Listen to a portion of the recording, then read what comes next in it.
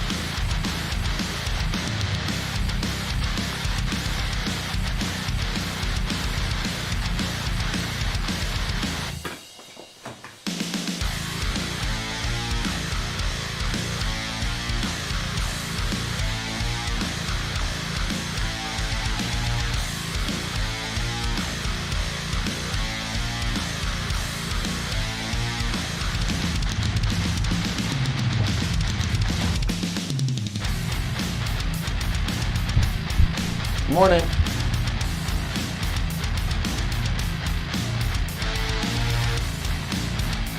How you doing, huh? 5, 4, 3, 2, 1, hit it, boom!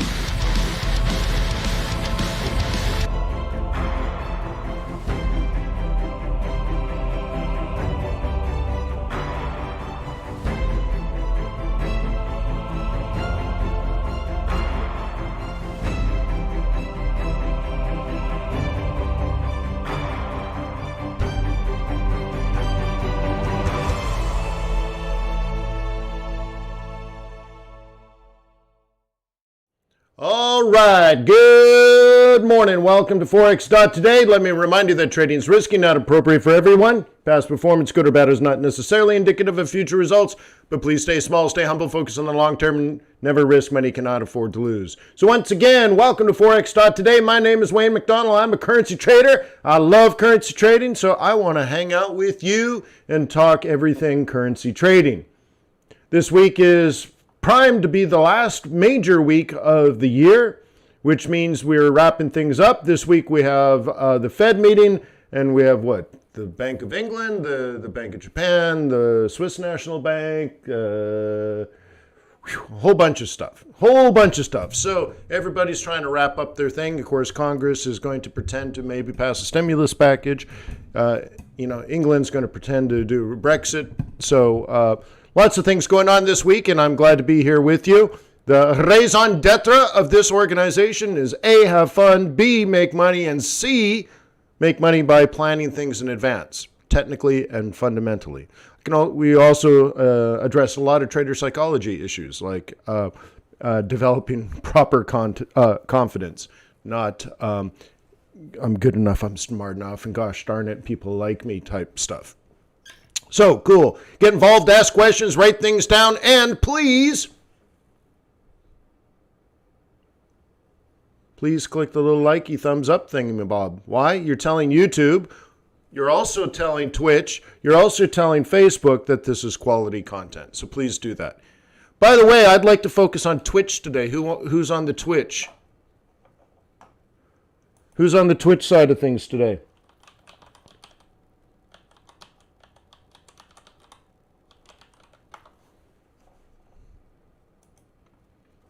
Oh, I can't type. It's so terrible.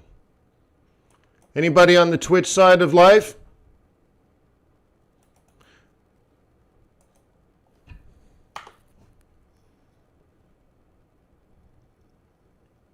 There we go. So check that out. I'm going to pay attention to Twitch comments today. Please get involved. Twitch. All right. So ask questions, and I will do my best to address them. That's what I'm here for. I'd like to thank Traders Way for being the sponsor of our community, the prime broker for our Forex trading community. TradersWay.com will offer you an ECN account with fees that are half price right now.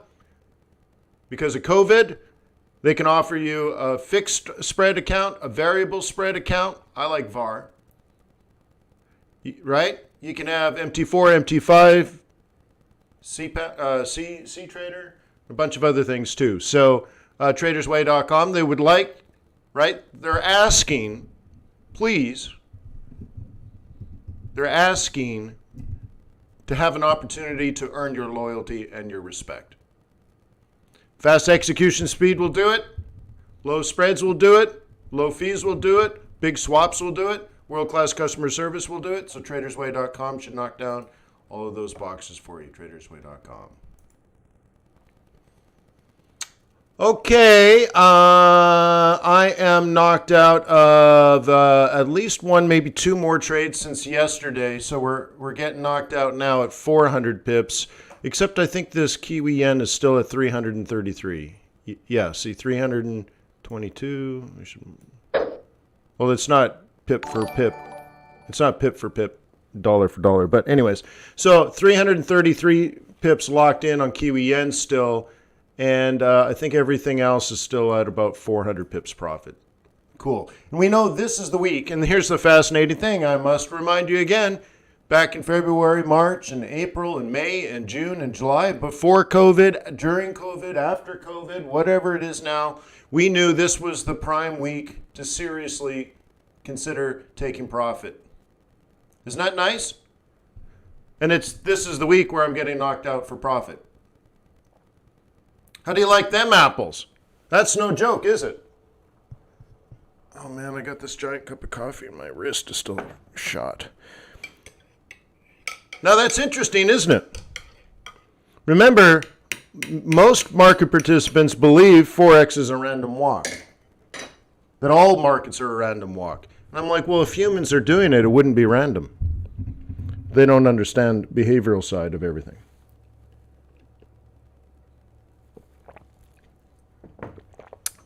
Imagine there are very smart people over the period of history all the way to today that build financial models based on the assumption that people will do what is rational.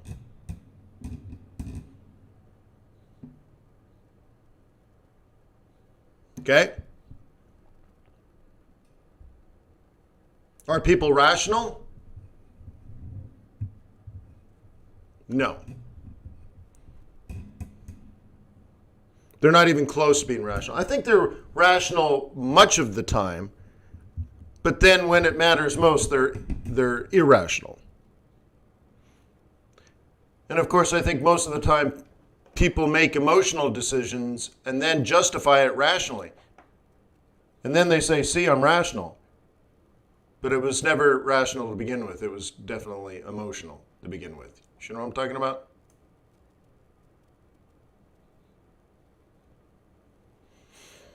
Anyways, so what do you think? Let's start with the beastie. This was a conversation about gap trading. Any thoughts or questions on this?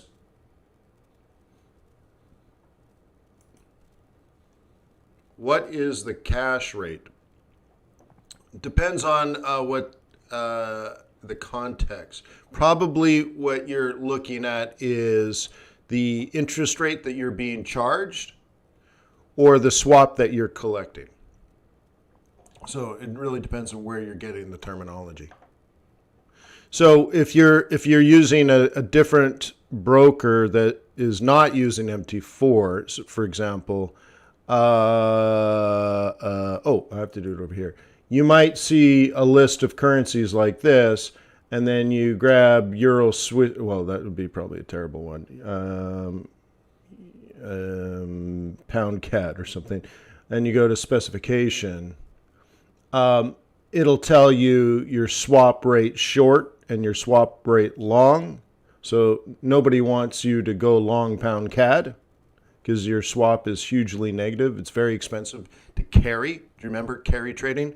So it's got a very huge negative carry trade and a tiny, tiny, tiny, tiny short carry trade, right? Now you might get something that says cash rate in here, okay? Now you're saying in the RBA meeting minutes decision, okay, that is their interest rate, their short-term interest rate on cash, okay? Very similar terminology for saying the Fed funds rate. Now, the Fed funds rate is not a cash rate, okay? The Fed traditionally requires 10% of all money in the banking system to be parked at the Fed. Okay? We call this the reserve requirement ratio. Okay? And from time to time, like every day practically, Bank A, Bank B, and Bank C actually need to work together because if you think about it, deposits and withdrawals happen every single day at Bank A, Bank B, and Bank C, right? And it's short-term cash going in and out, in and out, in and out, withdraws, right? deposits, withdrawals, deposits, deposits, withdrawal, deposit, withdrawal, withdrawal, deposit, deposit, withdrawal. Meanwhile, how do banks actually make money? They're lending it out as loans, which could be 30 years in duration. So they're long loans and they're short cash. And this cash is both an asset and a liability, right? Because it's when it's in your checking account, it's what they call an on-demand, right? So on-demand deposits, so aka M1 or M2, mostly M1. Okay, so money's going in and out, in and out, in and out, and this is illiquid, this is liquid, this is illiquid. And meanwhile, as these deposits go in and out, banks will need to adjust, right? Banks will need to adjust how much cash is needed at the Fed. Okay? And sometimes what they'll do is they'll be short, right? They'll be required to make, let's say, a $1 million increase in their reserve requirement ratio deposit at the Fed, but they don't have the money because it's actually tied up in long-term loans. So what they do is then go to Bank B or Bank C and say, hey, brah, I need to borrow $1 million, okay? And these are negotiated between banks. Every day they're renegotiated because what will happen is they'll solve Bank A's problem for the day, and it's just a cash flow problem. But then Bank C will need it tomorrow. So Bank A will have the liquidity now, and so maybe B will lend to C, and then A will lend to B 3 days from now, and so on and so forth.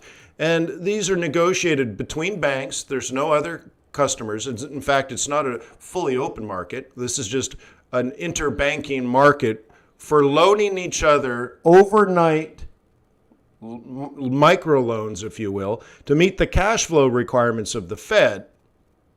And that negotiated price is the Fed funds rate. Okay, not the cash rate, but very often it's used interchangeably. But it's the rate, the Fed funds rate is the rate that banks will charge each other for short-term overnight liquidity loans. Of course, they'll just say liquidity. And you're like, what do you mean overnight liquidity? Okay. That's what they mean. Okay. By the way, I'm over at Twitch. Yo. Come on, guys. These are Twitch questions. Oh, by the way, do you remember that day where I ran YouTube and Twitch at the same time? For some reason, that's got 70% less views. Do you think YouTube might have an influence over that? Isn't that funny? You're like, really? They have algorithms or engineers or police that come in and say, wow, this content is being streamed live on YouTube, but they're also showing Twitch. So let's not promote it. Let's lock this down. You're like, really? There's Twitch police? Is that really?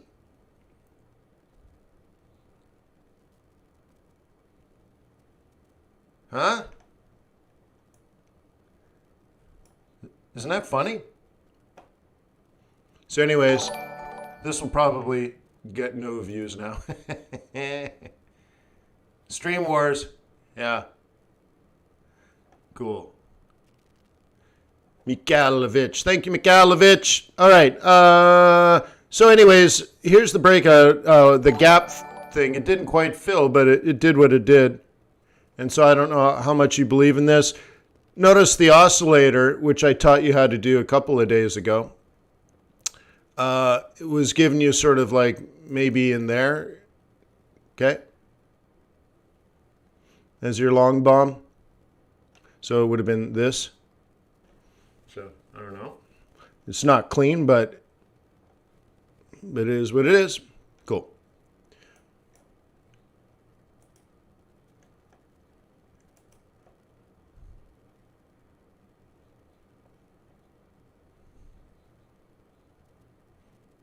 All right. I guess we should watch this one pretty closely because this is the last hurrah. You see this? Right? This is the end of the year. This is the end. I'll never trade Kiwi again this year. Amazing, huh? Right on time. And you're like, what do you mean amazing right on time? Let me just state it again. This is the week right here. This is the week that we said back in January, February, and March that this is the week we are likely to get out of the market. On the day before that week opened, we were double topping.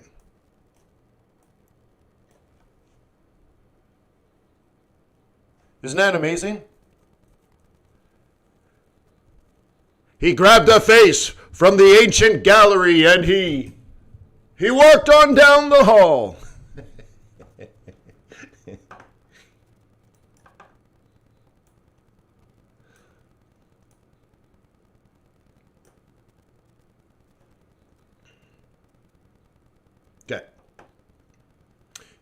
Okay, nobody finds that amazing, huh? Wow, you guys are a tough crowd.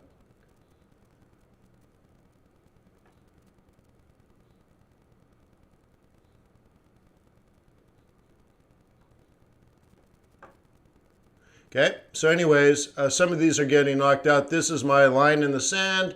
It's got to kind of stay. I wanted it to stay above 73.50, and we're not doing that, so getting scary anyways.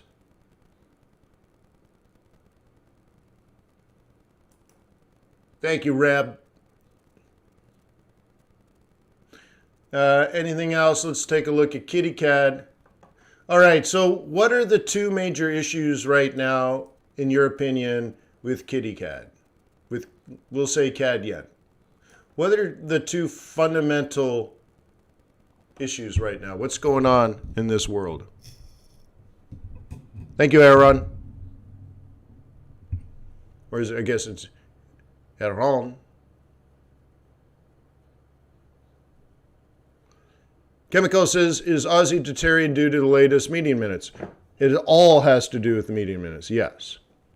Everything is fundamental, remember, Chemical. And then you do your technical trading on top of it. Okay, oil cutting, oil production cutting by OPEC plus. So the Russians are involved too, okay? Okay, what's the other major thing going on right now? There's two more. Okay, OPEC plus was a week ago. What's more current?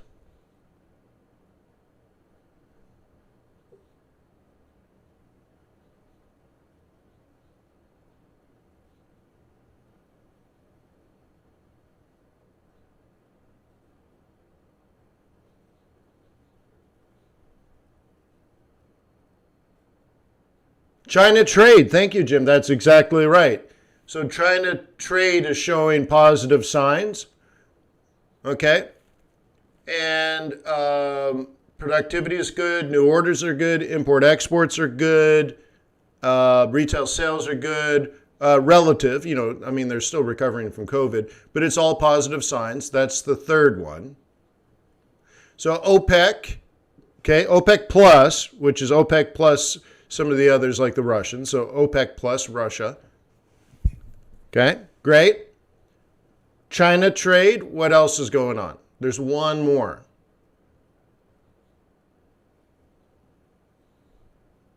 Type in a question mark if you don't know.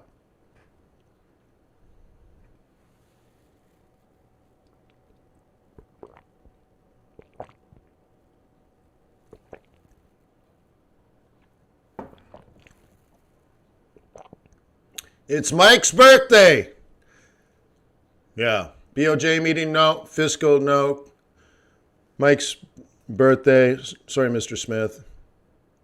Japan dependence on the rising oil price. No, but that's always been the same. That would be a constant. Brexit, no. Good guess, though. The Fed, Another good guess. Those are Hail Marys, though. Those are usually the answers, right? It has to do with the Energy Information Agency, the EIA, has reduced their outlook for 2021 demand for energy. Yay! So the American government thinks demand is going to be lower next year. OPEC Plus is doing a reduction in production, but not really, not massively, but enough. They're doing enough, right?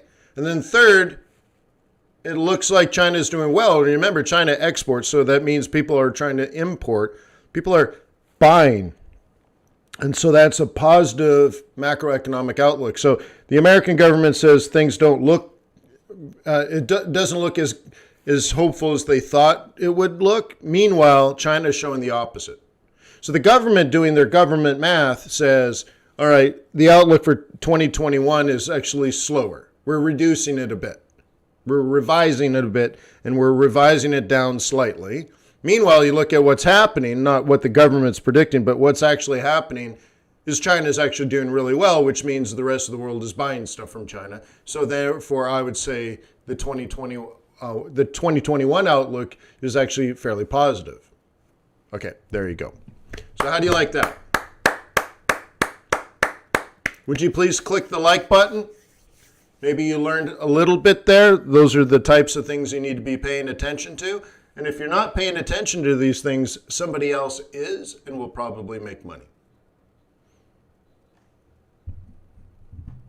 Okay, there's only 53 likes.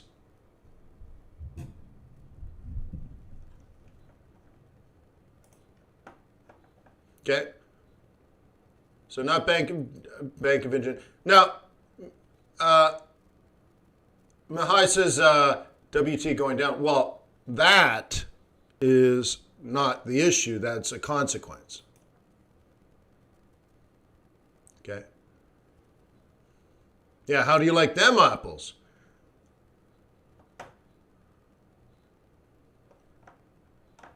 So that's what's going on. That's what's going on. Okay. So, yeah, okay. So it depends on how you interpret that data. If you believe it's still reasonable news, then what we're looking at is this. Okay. We're trying to get this north. Okay. And the first part of having it go up is not having it go down. So right now, what do we know? Well, we do know very specific prices are holding. So there is logic in the market. Okay, it happened last week. We printed a floor and then we opened at the exact price, double bottomed it. Okay, and then a slight higher high. So you probably want a higher low now. So let me fatten this up. Okay, and you're probably thinking this now. Okay.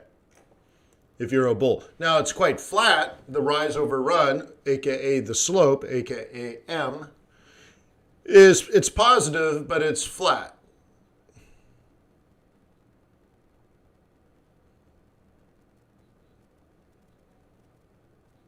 Okay. Yeah, Japan's got stimulus, Europe's got stimulus, the US probably will, so I predicted by the end of this week. But I predicted that a couple of weeks ago, that the end of this week would be the week that they announced something. I don't really care much about it unless checks are sent out to people. So as I made clear, stimulus without checks going to families is not stimulus, it's just aid to small businesses. Okay? So if the economy's slow and Uber drivers don't get a check in the mail, then nothing's really happened. Okay?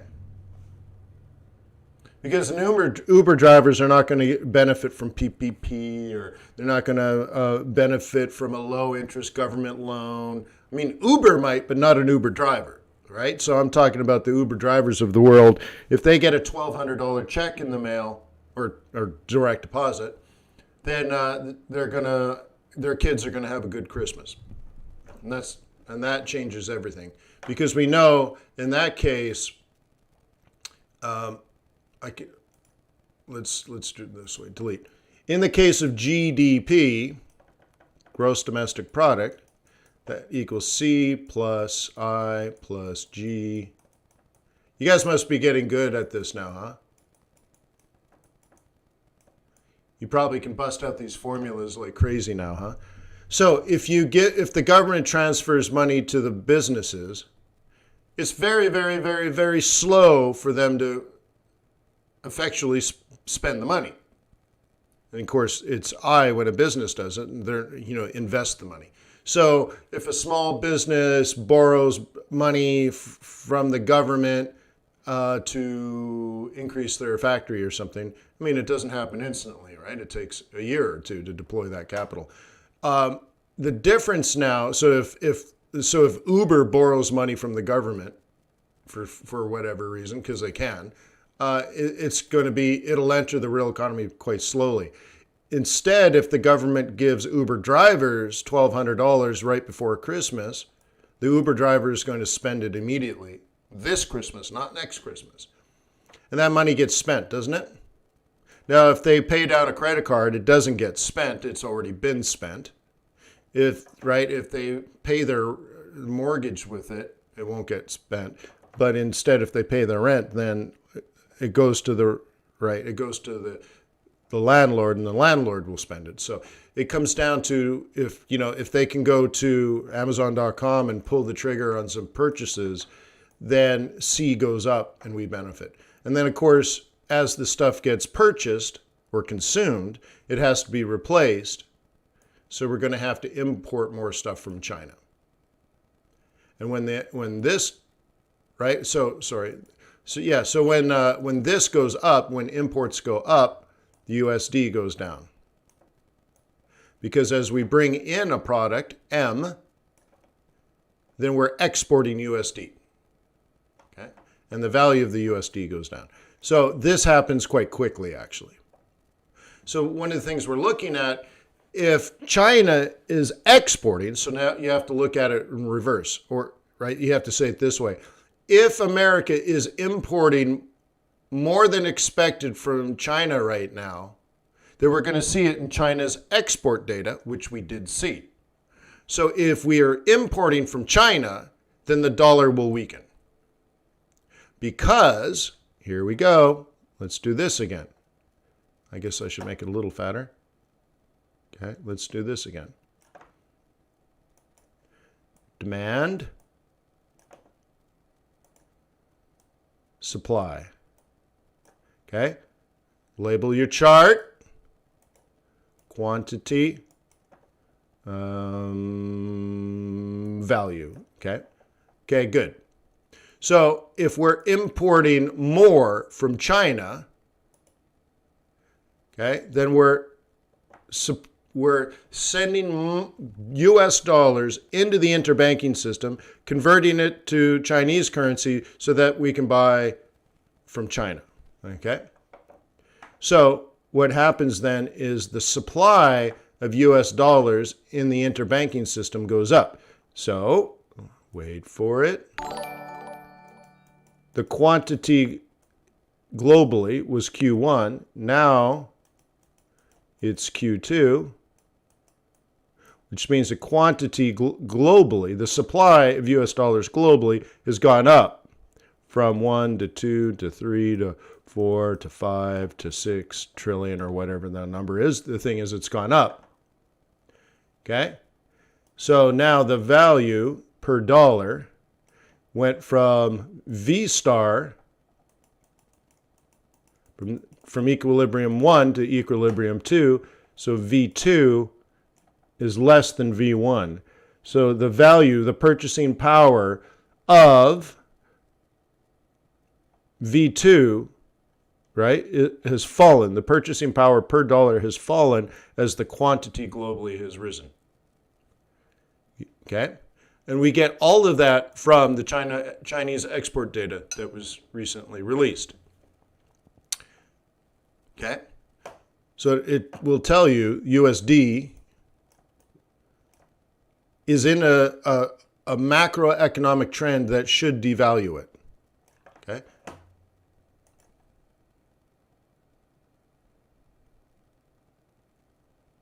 Okay? So really what you want is if the stimulus package is truly stimulus, the money needs to go into the Uber drivers' pockets, not into the Uber executive pockets. Does that make sense? We want it to enter the real economy.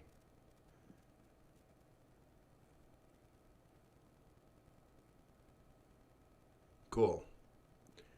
Hey, Twitch. If you're watching Twitch, can you just type in hello?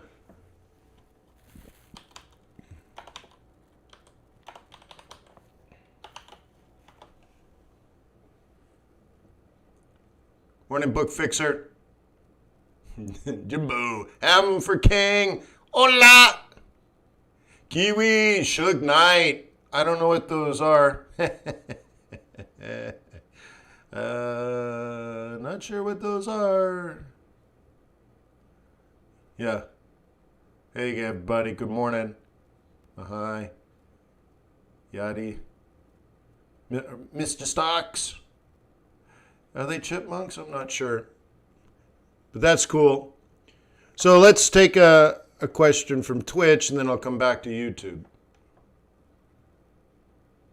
Mr. Wayne, will that not create more demand for USD because a large quantity is actually in the interbank? No. If quantity goes up, the value goes down. That's it. Okay? So think about it this way. I'm holding a mug, and it cost, I don't know, let's say $12 to buy this coffee mug. Okay? Great.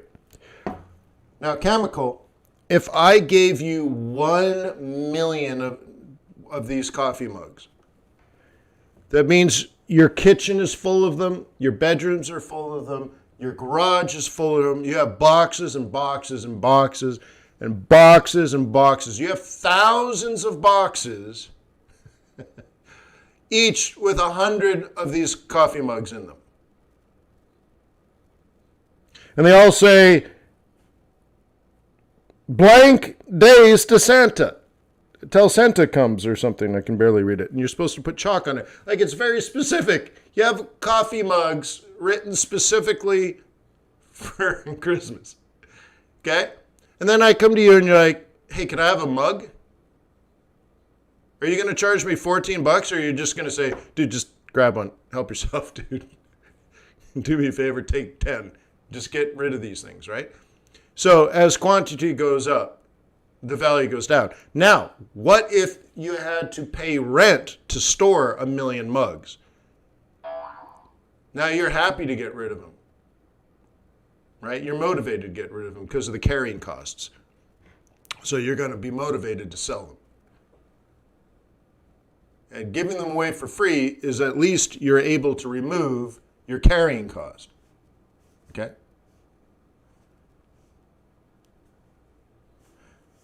Dixie is a stock. Oh, I see what you're saying. Well, how do you do that, like, instead of a dollar index? Well, I already have my own indices, right?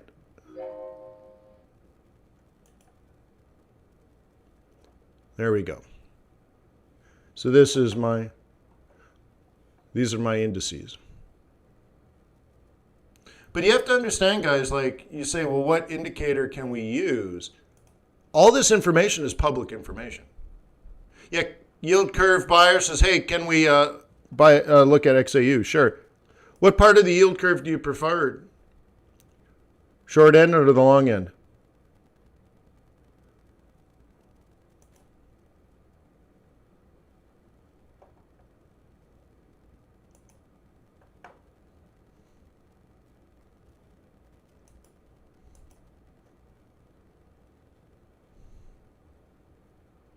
Okay.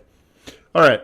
So gold did not start off in a good place. Let me, I have to back out a little further. Okay. So if you recall, this is what we were looking at on the long run. Okay. Maybe a 3-wave correction. And now I guess what you're probably looking for is, are we going to do this? Yeah, you're a short end? Yeah. Makes sense.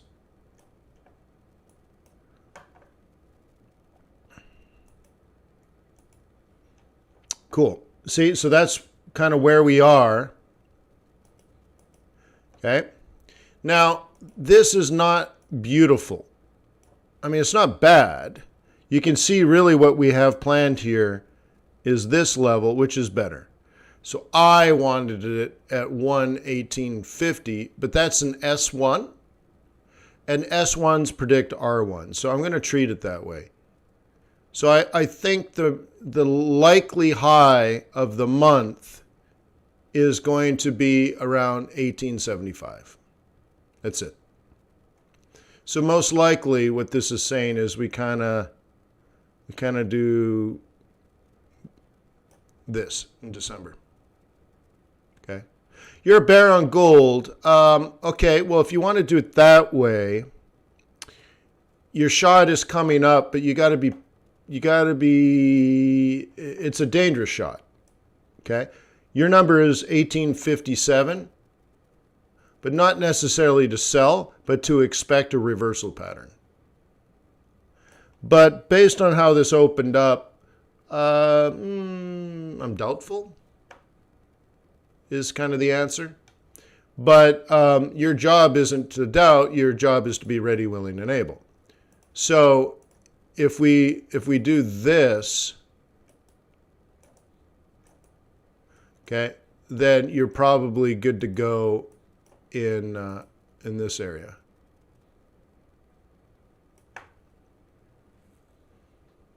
Okay, but that's pretty hopeful. But anyways, 1857 is your best number for that. But I mean, it might do it, right? But what it looks like is we're going to get this. So I think you're a little early on the dollar bull run. Am I front running January? No, I don't front run January. I show up in January.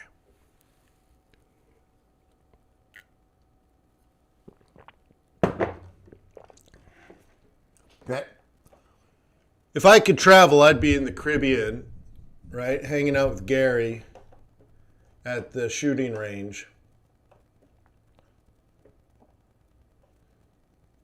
Right? I've never read a Forex book, Herman.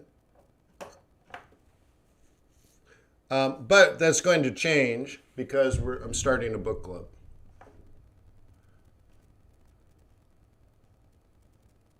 Yeah. Gary, do you go to the driving range drunk by any chance? Like, can I? Hey, it's St. Lucia. Maybe they have looser rules. Because I'd like to. That'd be fun.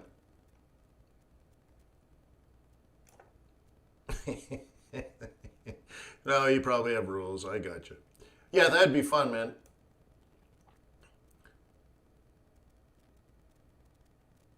How'd you get the indices on MT4? They're made. I made them. So you can get these. You have to buy the complete toolkit, I think. Let's go back to here. At metatraders.com, you buy the complete toolkit. And there's a $5 version, then there's a more expensive version. The more expensive version comes with this. Now, it doesn't work on ECN accounts, but it works on regular trading accounts. Okay. And so all you do is you create your own indice. And you're like, well, how do you create an indice? What's an indice? Swiss franc versus all currencies. New Zealand dollar versus all currencies. Pound versus all currencies. And you just make your own indice. So metatraders.com.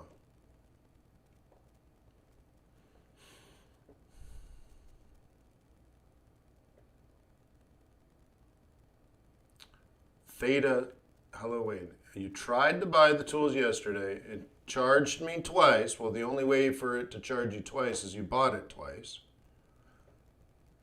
Okay, cool. And now you're not able to connect to the account. Okay. Well, Theta, email me, wayne@fxbootcamp.com. Yeah, it's not a complicated process, so we'll figure it out.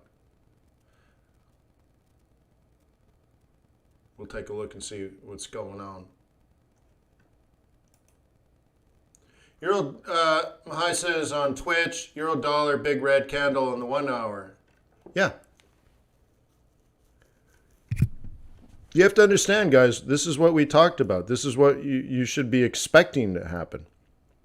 So let's go here, okay? Okay. Now, I said this is our best case scenario, best expected, most we could possibly hope for. But what was the other thing I did yesterday?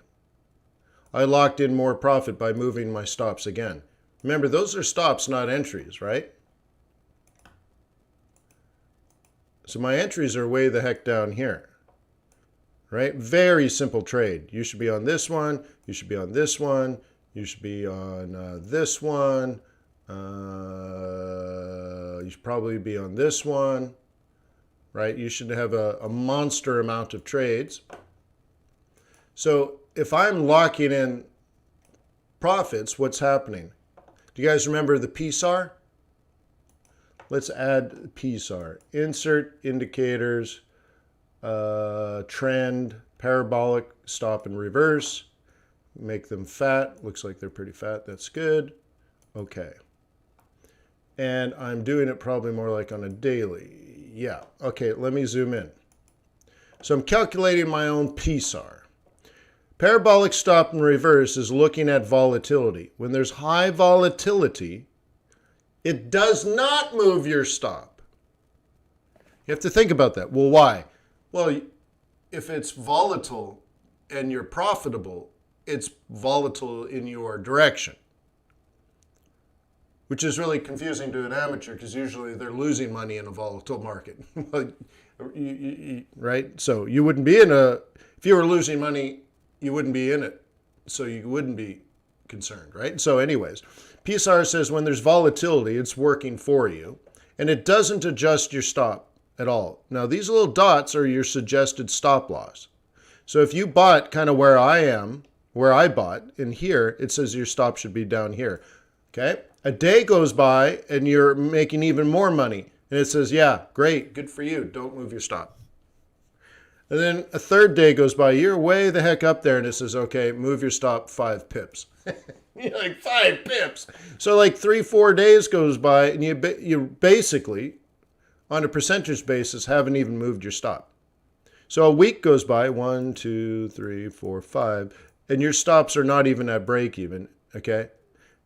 Okay, so anyways, it keeps going up, keeps going up, keeps going up, keeps going up, keeps going up, okay? And you can see these bigger moves of locking in from here to here is more than the previous week, okay? It's because we get consolidated, and then it breaks out, okay? Consolidates, breaks out. And as it consolidates, see, it's consolidating in here and moving your stop up. So as it's consolidating, it moves the stop quickly. But as it's taking off and is highly volatile, from day to day, it's only moving the stops a handful of pips. And then on quiet periods, when you're way the heck up here, it locks in 3, 4, 5 times more. So instead of moving at 10 pips a day, you're moving at 50 pips a day. Okay?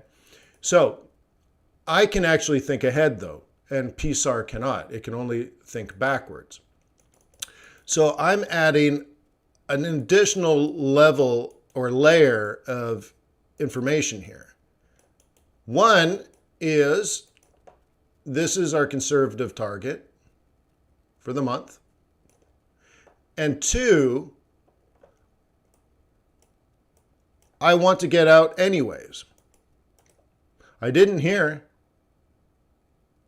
Okay? I'm saying stay in here. I'm saying get out here. So it's not the pivot points, it's seasonality.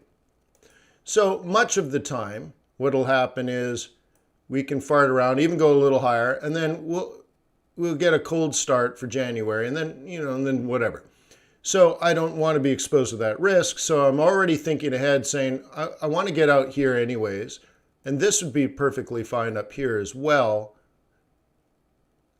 Right? The ultimate target is 22.50. Okay. So we know we're 100 pips from the top.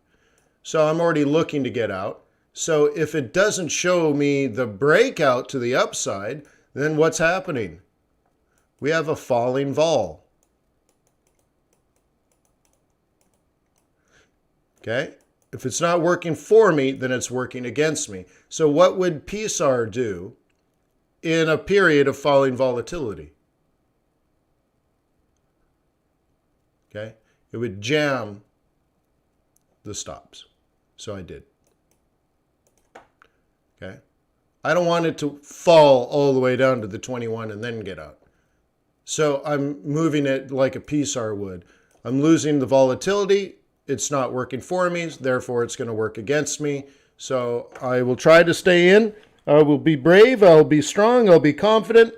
But I'm going to verify that by jamming my stops and taking risk off the table and putting opportunity in my pocket. What's that in your pocket? It's opportunity. Huge opportunity. Yeah.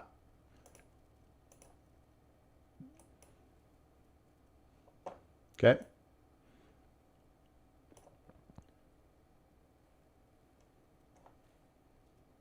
So this moving today, yeah, we already know that. Okay. So what I could do now is get this even closer and say, if that don't hold, nothing will. Okay. So remember what we're supposed to be doing based on the Friday front run. This is telling us we expect WR2, right? You see that? So that gives us a very particular number. Weekly R2 is 122.22. So that's what we expected last week. And if we're not on our way there, then we're not going to do it, are we? So if you had bought it down here, your trade plan is failing. What do I teach you when your trade plan fails? If it fails, you bail. Now, I don't want to get out for, 10, 20, 30 pips profit. So I would just move my stop and take a walk and say, okay, -3 is better than +13 any day. Okay? But no, do I front run January? Kiwi asks on Twitch. No, I don't front run. Not that way. Okay? Mr. Wayne, you're a bear on dollar for the next 5 years to come. Yeah. Because the Fed told me to, Chemical. The Fed told us. They told us on a very specific day, I think around the middle of April. Maybe the 13th of April. So that's that. So you have to understand all of this is determined by central banks. Central banks are here, like their job is to manipulate the currency to get a particular currency price. Now, they'll say, well, we don't care about the exchange rate. No, but you do things in such a way that inevitably the exchange rate impacts what they're trying to achieve. So they'll never admit to, targeting an exchange rate. Well, the RBA will. The Fed won't. But inevitably, if you're trying to spur the economy in the United States, you weaken the dollar. Makes sense.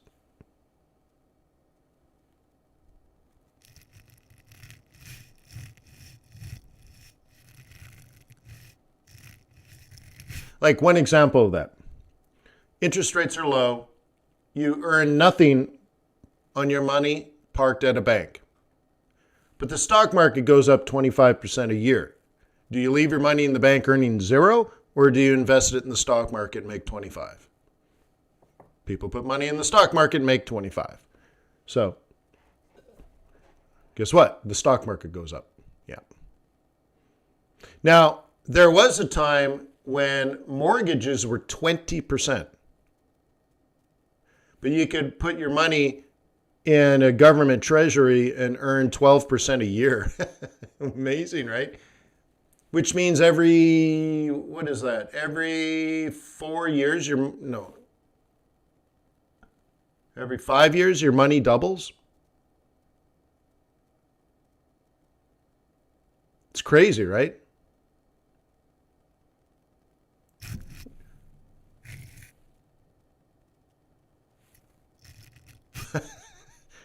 So all of a sudden you're going to buy bonds that pay you 12%. Can you imagine a U.S. 10-year T-note paying you 12% a year? Holy, well, now you just there's no incentive really to buy the stock market when you can just double your money with zero risk. I mean, and it's funny because there's risk associated with it, of course. So right now, believe it or not, there's still a lot of investors that were in cash before COVID, and I think they're finally rotating out of cash and finally getting into the stock market. But since 2008, they were in cash, and they're like, "Hey, man, we're in cash. At least we don't have any risk." But then, with the dollar devaluing and a little bit of inflation, you're like, "Okay, you're not in the stock market, so you're only guaranteed to lose 2% a year." And they're like, "Dumbass, what?" I'm like, "Yeah. You're in cash, so you're probably losing 2% a year." Not looking at opportunity cost, but just the devaluation of the currency you're holding. You're making no return. And it's losing value because you haven't deployed it. But they don't see it that way. Okay, anyways. Because it's invisible loss, right? Because you have $1 million in cash in your account, and a year goes by and you still have $1 million, and you're like, "Oh, thank God." No, but you lost 20,000.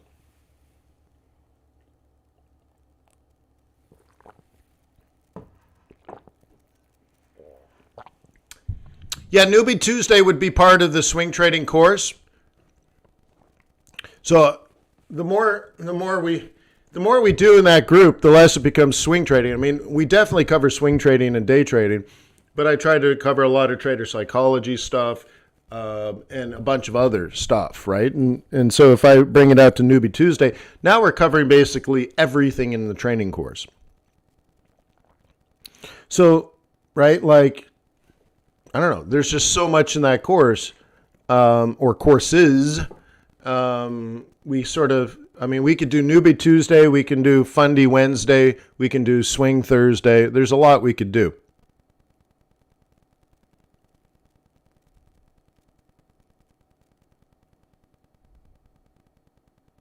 That's interesting, Reb. And I don't know enough about that, but I know enough about that to know that I would like to know more about that. So one of the things I'd like to consider doing, not for a year or two, I just got to take a break from education, but I would like to become a certified financial planner, not for a career opportunity or something so I can get a job giving financial advice, but I would consider that knowledge that sort of like my dad was supposed to give me when I was a young man. Like, "Dad, son, sit down. I have something to teach you about being the head of a household. We need to talk about insurance. We need to talk about investing. We need to talk about retirement. We need to talk about, this, that, and the other thing." Becoming a certified financial planner, I think, is just really awesome information. And a lot of that is like, yeah, what do you know about insurance? Like, I don't know anything about insurance, but I should.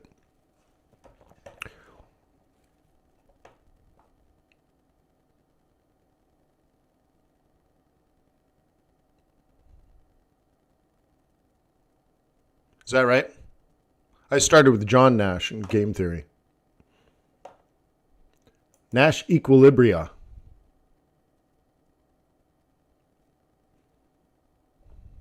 So like in my game theory classes, sometimes they would say in the exam, find the Nash equilibria, because there could be more than one. And you're like, oh, snap. So you don't even know if it's one or many equilibria. Thanks, John Nash, you kook.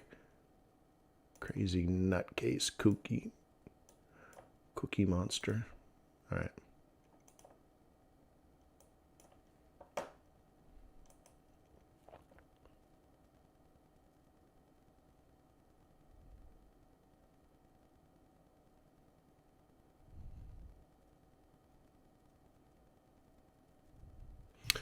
Eddie, I don't know what link you're trying to go to. It would be helpful to know. Forex video training course is not loading the link. Oh, it's in the description. Somebody said there's something in the description not working. Oh, shoot. Yeah, fxbootcamp.com.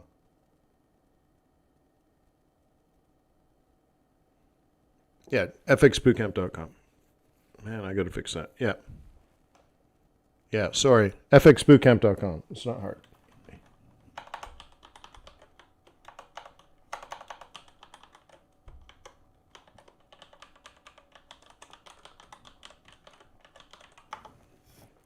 Okay. All right. So, anyways, there we go. Trying to climb the ladder here. I was knocked out of this last week as well, so not really concerned. This is still probably the price I got knocked out. It's in here somewhere, I'm sure.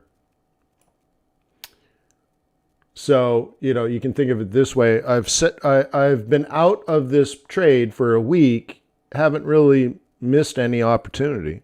I protected myself from the downside and would have had to pray for this to come back. Now, if I was day trading and stuff, I could re-enter this. But as far as my position trades, okay, I got out on the Thursday before the week. Right, I got out 2 days early on something that I projected 50 weeks in advance. So, right, not too bad. Looking at USD Kitty Cat, we're still stuck on this. And remember, all of this says you have all the permission in the world to get out. And the best you could hope for is down here. And that's where if I were me, I'd be out for the year. But is there a giant difference between this and this? Or this and this? Probably not. Not if you traded this properly. Right?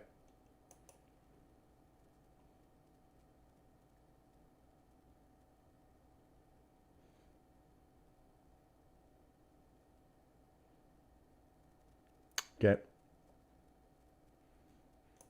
So here's election night where you could be short this. Here's the retrace. So I think the best trade here would be the one like a week after the election, kicking off the daily 21 on a roll reversal. It's a second chance trade, unfortunately, but I mean, the real trade should be here. But let's say you picked it up a week later. And right? Then you should be getting out in here.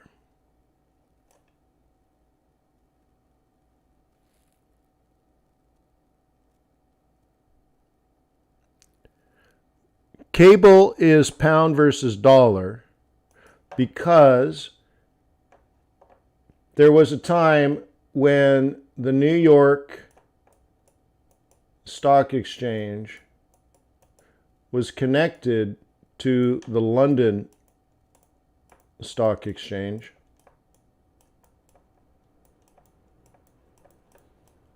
For ticker tapes. Okay.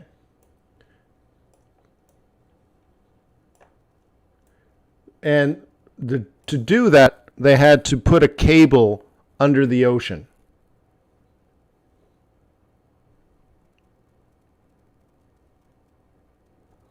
Herman says, is the FX Bootcamp membership a lifetime? No.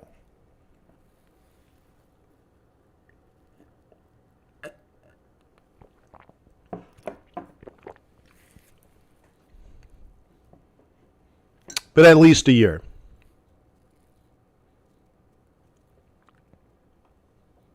Can you imagine if I made it lifetime, somebody sues me 30 years from now because the videos are not hosted anymore? I'm like, dude, I haven't run that business in decades. I'm an old man. You're like, F you. F you. So, yeah. To me, the way I was trained, every contract has an expiration date on it. Otherwise, it's not a contract. So anyways.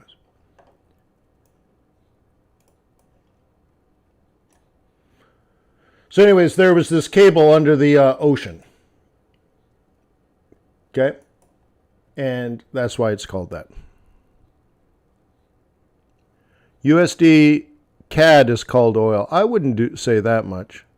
Oh, we have a spammer on Twitch. Are we buying anything? Want to become famous? Why would I want to become famous, you idiot? How do you get... Yeah, so I don't know Twitch that well. How do you get rid of this idiot? Why? Block. Okay, block. Yeah, what a dumb thing. Why would you want to be famous? That'd be the lamest. Oh, did it just block the wrong person? See what these idiots do.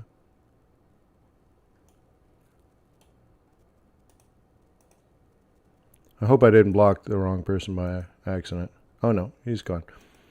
All right. Look at gold. I thought we did gold already. I thought we did it, didn't we?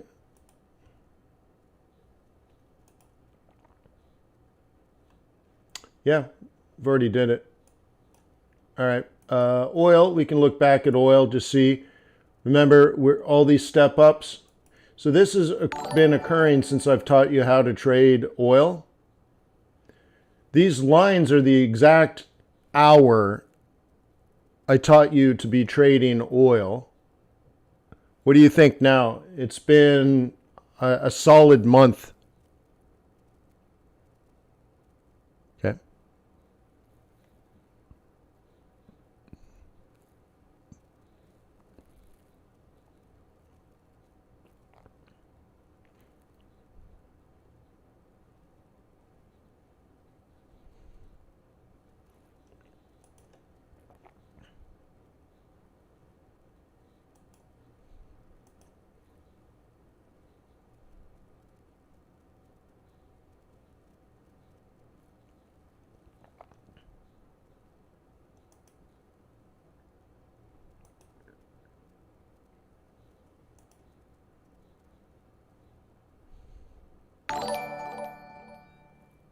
Okay, what do you think?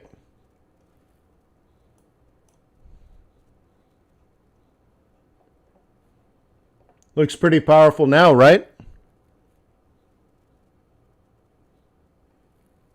Has anybody focused intently on trading oil since I taught you how to trade oil? So yesterday at this time, so 24 hours ago, I said it opened high, so it's likely to fall. Remember that? Anybody can confirm that? And I said, look, this is when it opened low, it went up. So now that it opened high, it'll go low, which it did. Cool, right?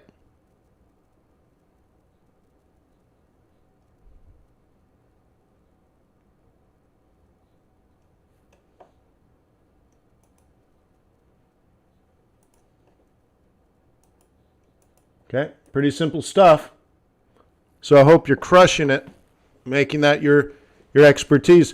You know, it's weird for me, though, as a coach, where I'll teach you something very specific and say, look, it's been working. I've been doing it for decades. And you're like, that's amazing. And then you just never look at it again. It's really peculiar, isn't it? You're like, wow, that's amazing. I love that. I know exactly the time I need to do this. There's 1 hour a day for me to do this. And then you show, and then you're like, but I'll never do it. It's weird. Look, you can make money doing this. Oh, that's awesome. What are you going to talk about next? Right? And then it just goes like water. Like the river laughing. You're like, that's amazing. I'm not going to do it. Cool. Okay now. You want to do the Noke? So Ron, we talked about Brent and Noki, right? So anyway, so I look at this, and if you're going to trade it as a correlation with Brent, I kind of like, I'd look at it this way. Okay. So 49 on Brent is targeting 53.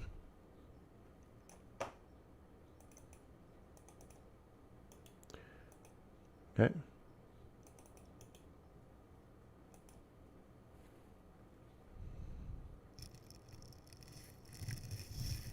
No, it's not daily open, Chuck. It's market open. All right. Just go back. It's a video called How to Trade Oil.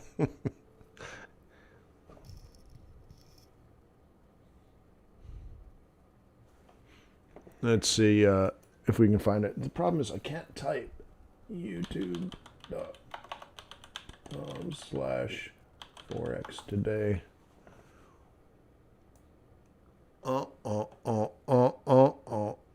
It's probably even just easier to find it on for it. Well, let's just leave it here. What's going on? Nothing's right, I'm told. How to trade oil.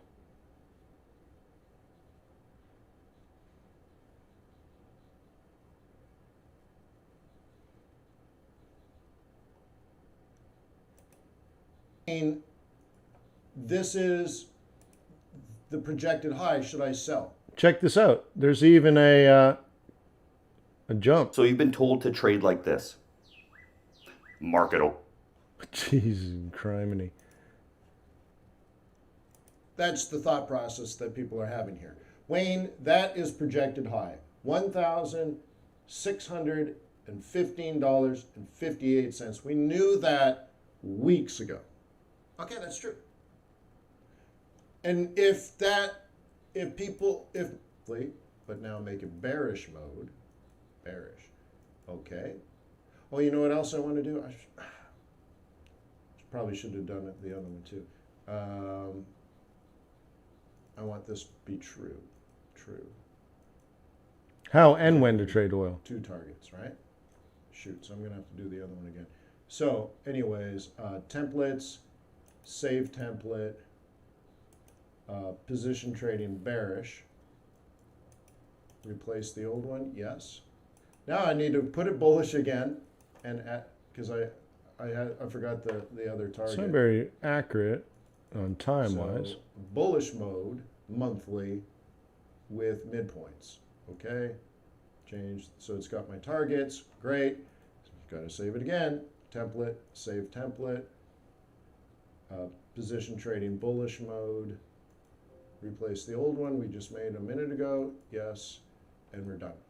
So, some of you guys might be saying, well, Wayne, this is the projected high. Should I sell? This is where you bulls exit, but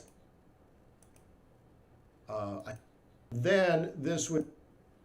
So it's not a technique, right? So UTI to the New York.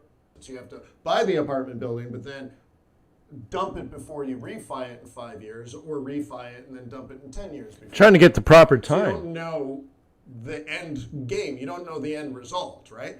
So at the end, you dump it, and then you have to go back to the client and say, okay, Also way off. we have this The look back timestamp's clause. way off We for some dumped reason. The asset. We have to look back and add up all the income you got and all the opportunity cost, and then what we actually sold it for.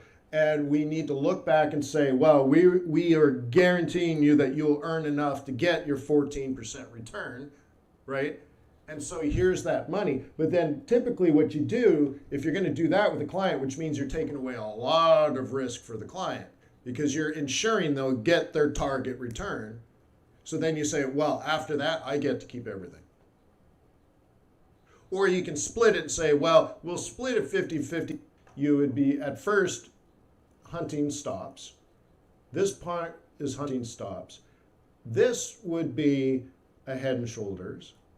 And then this would be a bearish trend. Okay? Stop hunting, head and shoulders, new trend. But that's not me. Why am I on YouTube? I'm a narcissist.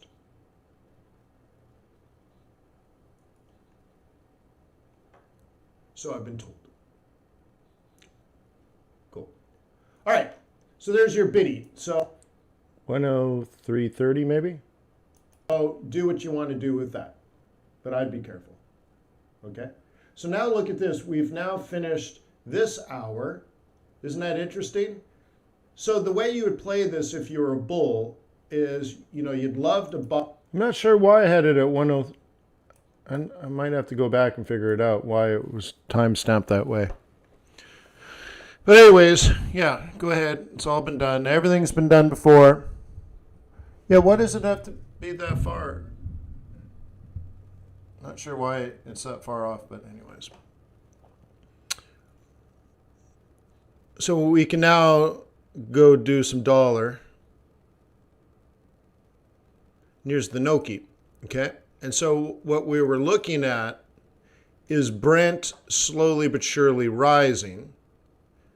And you'll see that this is almost perfectly inversely correlated. I don't know what the actual correlation is. But do you remember how we had Brent, okay, doing the same thing but up? Okay, oops. So right now, what we're looking at would be the planning process. And this is assuming Brent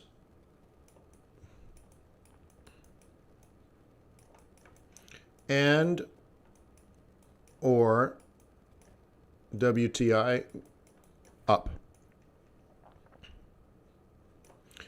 Therefore, this would be down. Because an increase in demand for energy would assume macroeconomic activity, which would push the value of the dollar down. And demand for energy would indicate increase in their currency. Got it?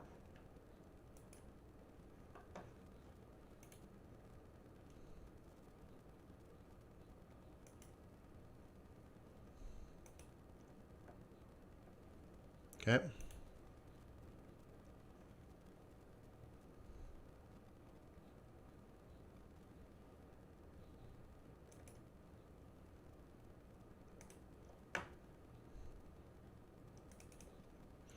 So I would do it this way. I'd mark this up, and then I'd back up a little bit, and I got to mark these down. And that's tomorrow's target. So,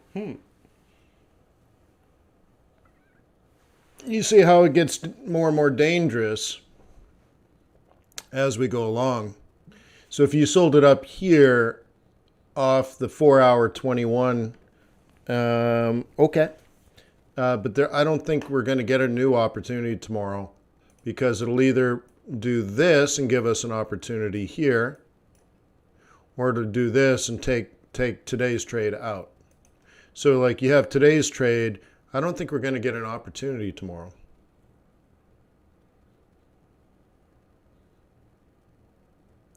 Theta, what do you mean a fundamental bias monthly? These things last years. not a few weeks. So let me put it this way, Theta.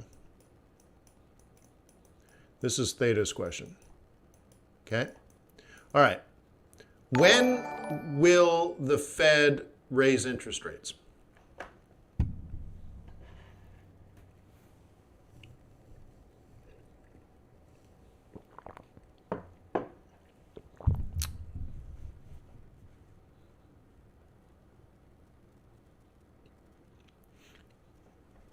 When will they raise them?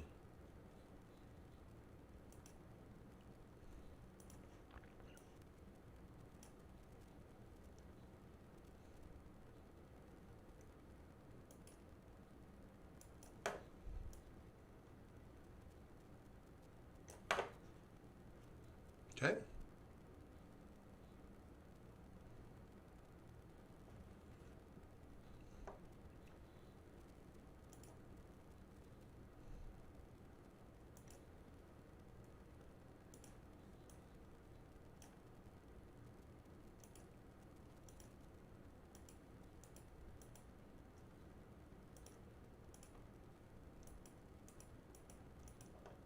Okay. Can you label this chart?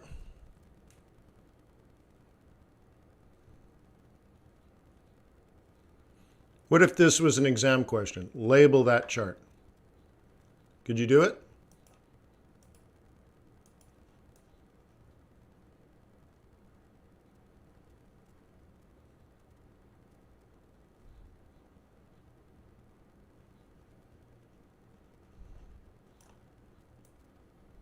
Thank goodness the new version of MetaTrader has an eraser, huh?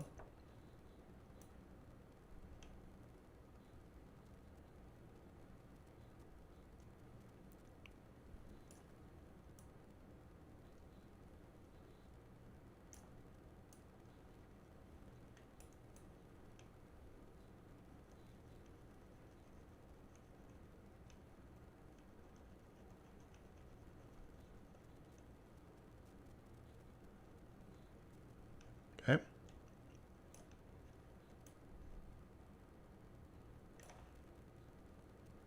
Okay.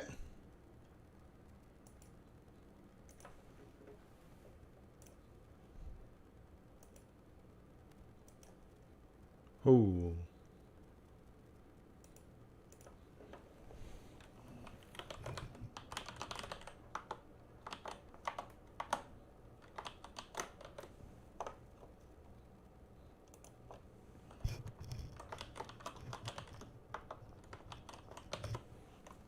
Okay.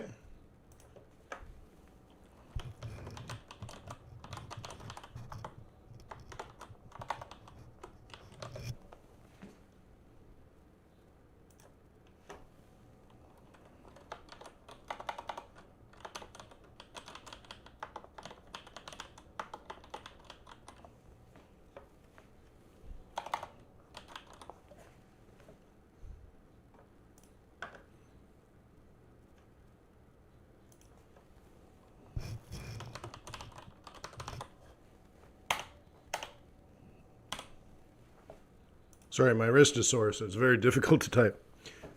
Okay? So now you know exactly when the Fed is going to raise interest rates. They told you. And now your guess is how quickly we can climb out of the trough through the productivity cap and overshoot potential GDP. And the interesting thing is when we're in the overshoot, that's when I seriously get bearish on the US dollar. Right now, I'm only moderately bearish the US dollar, but I'm in that probably something closer to an 8-year cycle. But that's what the business cycle reset has already told us. So we knew that back in April. Well, actually, we didn't know, but we knew this policy was set into place. I was asking, when will I know about the business cycle reset and that the trough would start to begin to climb? Okay.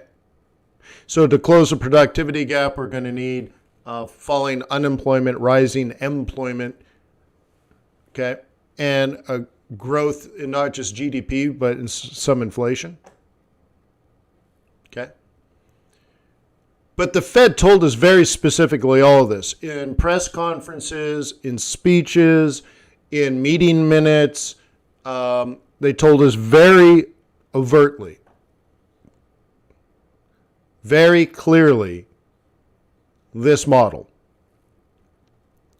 And if you understand this model, it tells you when the Fed's going to raise interest rates. Now, they're projecting about 3 years out. So one thing you could do is say, well, if that's true, because we don't know if it's true, but if the distance from here to here is 3 years, then the distance from here to here might be 3 years. Okay? And the interesting thing is, well, no, we'll just leave it at that. Okay? We'll just leave it at that. This is the simple version. And we'll just have to go with the simple version. Okay? Oops. Let's see if I can undo that.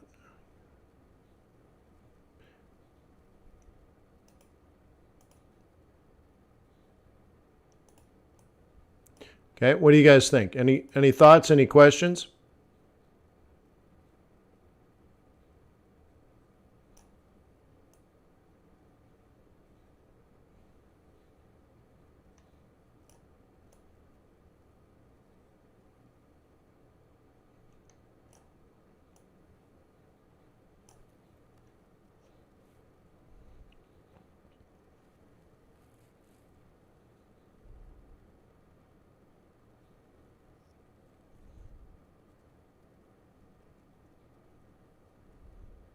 Well, that's where we are. We're right here.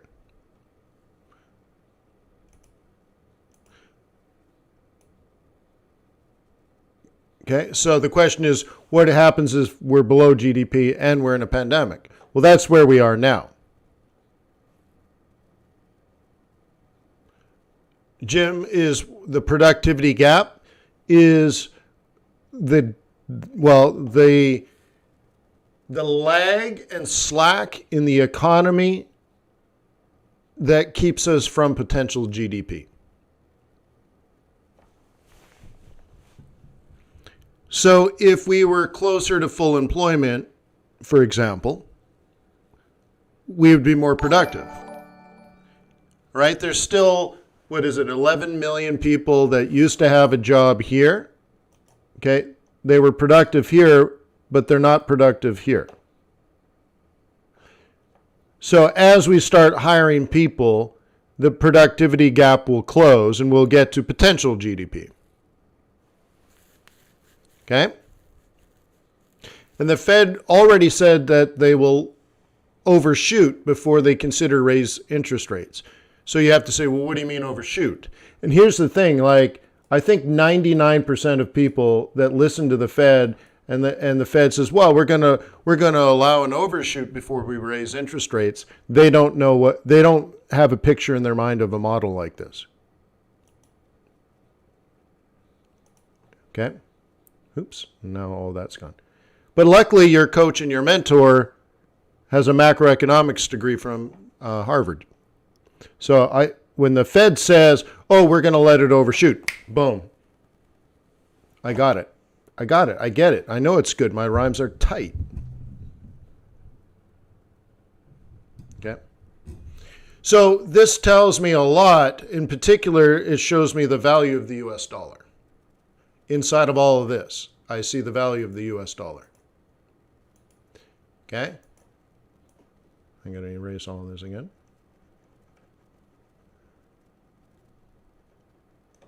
Okay.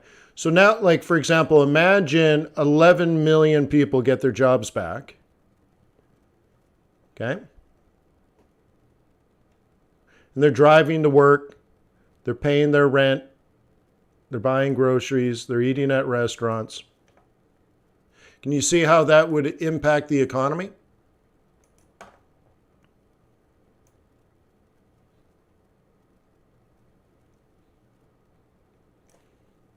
Because suddenly the restaurants are open again and the waitresses get their jobs back. It all, right? It all leads to this. So we start rolling out a solution to the COVID problem.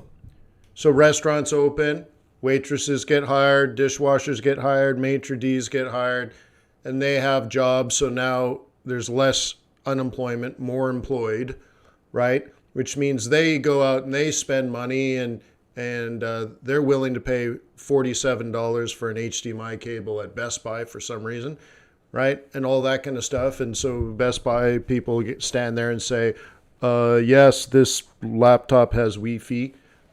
And you're like, okay, great. And people start getting their jobs, okay? And at some point, when people start getting their jobs back, then they're going to start spending again, right? Now, part of that is they have to have the future expectation of keeping their job or future expectation of having a better job. And if that's the case, then they'll get more confident and they'll spend more.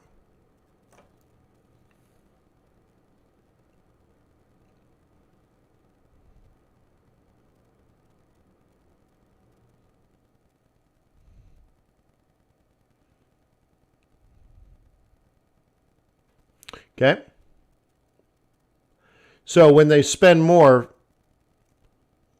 what percent of that do you think is spent on things at either Amazon.com or Walmart, right? What percentage of these things they start consuming do they buy from China or from Italy or from France? You're like, I want some French wine. I want an Italian suit. I want an Italian car. I want a South Korean TV. Okay? And what happens is when you send your money overseas, the dollar weakens. Okay? So back in April, the Fed started to hint towards this period in here. Somewhere in here was the reset. Okay? Rest. Damn, I did that last time too. Okay. So anyways, I don't want to have to undo everything. Undo. It's funny, it undoes some things. Okay. That's supposed to be reset. Reset. I guess I'm just missing an E. Okay. So somewhere in here is the reset, which defines the trough. And when I declared, so what was it, about 3 weeks ago, maybe a month ago, I talked about the reset and its importance. And what I said is it's the beginning of an 8-year cycle. 8 year. Oh, I guess I should do it. 8-year cycle. Okay. So this goes back to the question, Wayne, do I create a new fundamental bias monthly or quarterly? And the answer is no.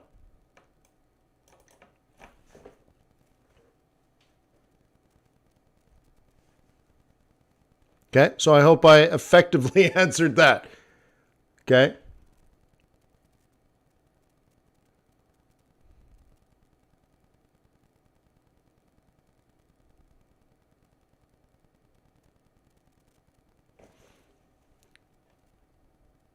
Cool. Then please click the like button.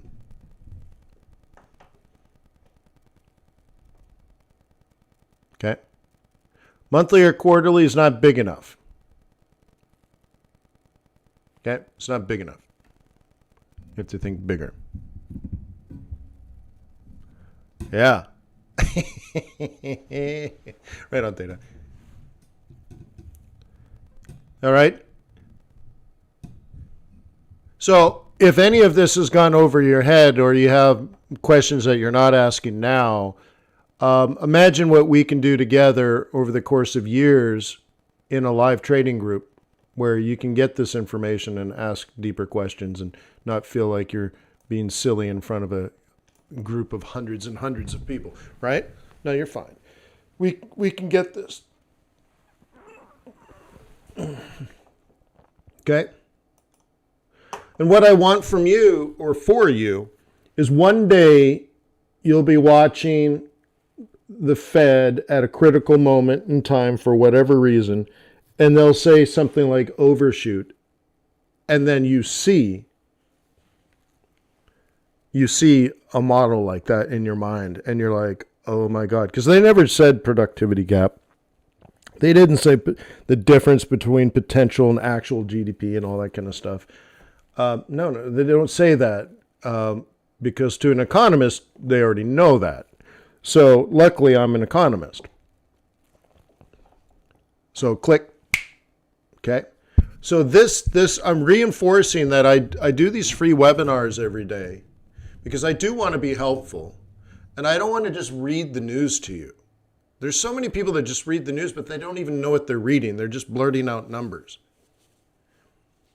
And they probably oversimplify the news to a point where it's not helpful, and they're missing the big picture. And all they're seeing is GDP went from 2.4 to 2.3 or 2.4 to 2.5. And they're like, that's better than expected, and that they don't know in what context that even matters. Okay? Oh, right on FT9. I almost shaved it today. So I'll keep it a little bit longer. So, right. So I'm here to truly answer your questions in a very helpful way. I'm trying to give you as much, powerful it seems hyperbolic or whatever. It seems like hyperbole, but useful information, like true knowledge versus some sort of wives' tale or rule of thumb. It doesn't. What we do is it's got enough complexity that you need to understand. But once you understand, it's not that complicated. Like if you put 10,000 hours of serious research, work, and practice, not just sitting here trading, but if you put 10,000 hours of serious research, serious practice, you can master this. You got this. You only have to beat 95% of people. But, I teach my kids, I'm like, I might use different words, but like, let's think about Forex again. 95% of people fail. So to be average is to be a failure. So I don't want you to be average. I want you to know. I just want you to know. Because you can do this. I just simply need you to try to be above average, because above average is a failure. Right? Not above average. Average is a failure. So I'm asking you to be above average. You're going to have to act a little bit different. You're going to have to behave a little bit different. You're going to have a mindset that's a little bit different, but not in ways that are beyond your reach. Okay? This is something that you can do, but you just can't do what everyone else did because on average, they lose. Okay. Is this too simple, Trey?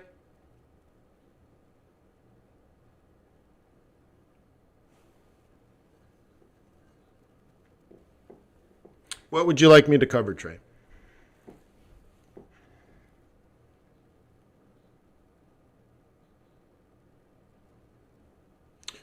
My pleasure, Theta.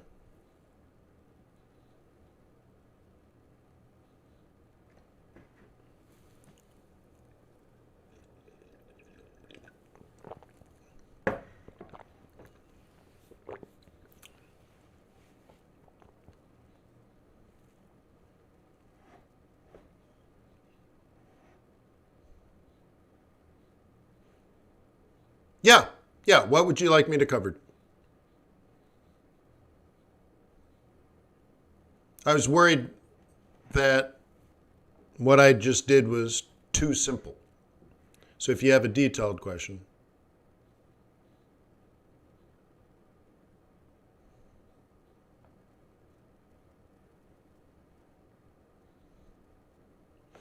Yeah, well, I think become one of the top. I think you should join the paid group. Right? It's less than $400 to join, and then $99 a month for the live classes. I mean, you should be able to do it.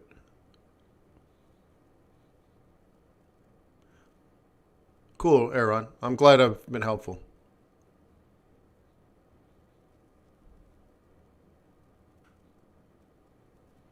Yeah, Lucas says, yeah, this was more, but I wasn't sure. Like, Trey had a question or wanted something, and I'm once again just waiting for Trey.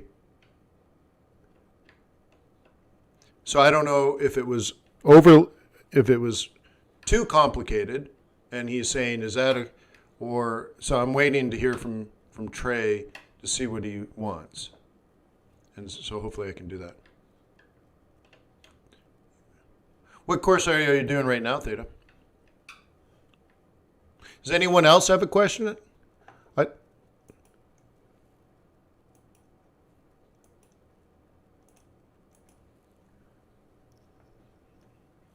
So what's going on, Twitchies?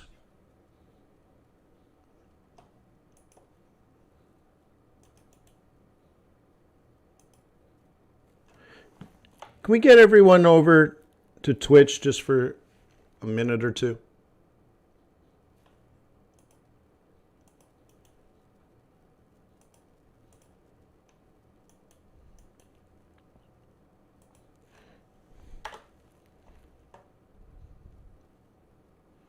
Maybe just visit the Twitch site, subscribe, and say hello. That's it. If you could do that, that'd be great. And if you're already a subscriber, just say hello. Twitch tracks all these things to unlock different things and all, okay? So I'm just trying to hit a goal. Right now, one of the goals is how many people chat at the same time. So if we get like 30 people just come in and say hi all at the same time, boom, boom, boom, nailed the target. That's, yo, what's up, Philippe? Yo, Wayne. Hey, yo, you know this kid? So anyway, so no one's ever going to see this video.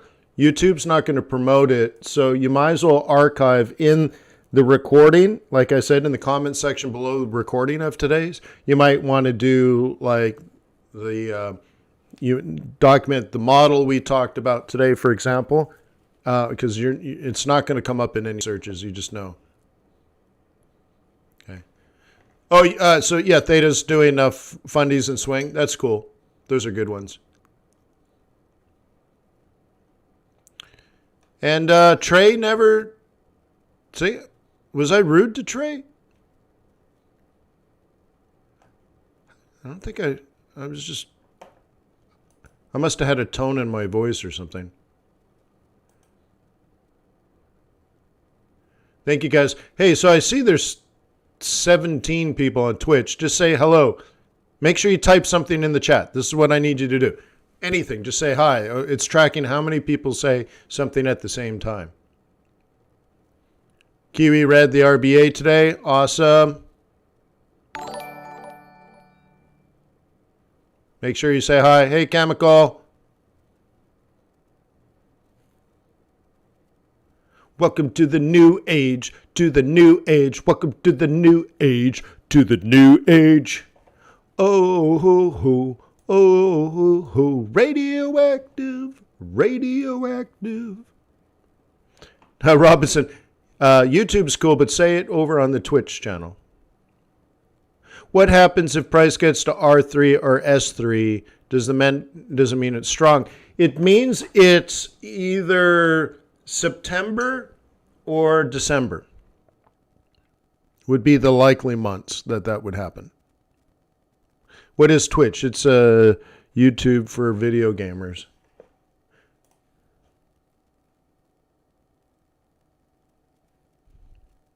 Cool. Thank you, everybody. I don't know how many we got. It only looks like about 8. There's 21 people. I guess it's because you have to register to chat or something. So I'll say hi back. Maybe it'll count me. Be great if... Yeah. Oh, is that what's going on? Yeah. I think Twitch is owned by YouTube, so it's not like, right? It's not like you're giving your information to anyone else that you haven't already given it to. What time frame do you trade? Typically 4 hour. Once in a while, I'll look at the daily, but I typically know where the daily is. But let's say every couple of days, I'll glance at the daily, see where the moving averages are and such, and then go. But most of my analysis is on 4 hour. Okay. And then I drop into the 1, the 15, the 5, and right, that kind of stuff.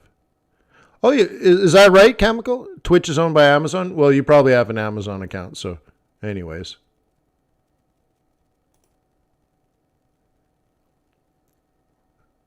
I'm the best fundamental guy?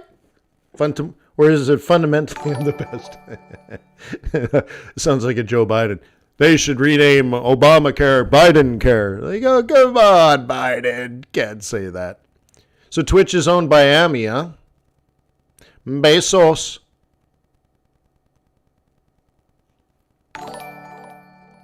Bezos. Kiwi, right? Cool.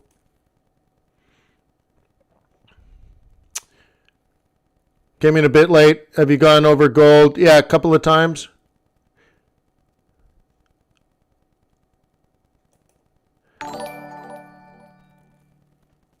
Jimmer. Besos. Osmos. We have to find Dad Osmos.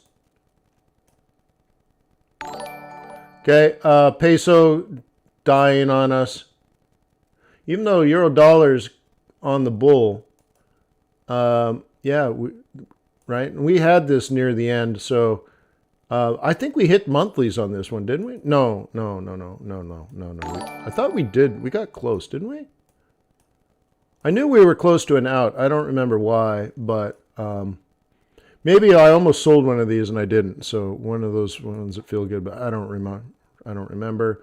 There's the Noki. We could do some Zari. Okay. Here's the Bizarro.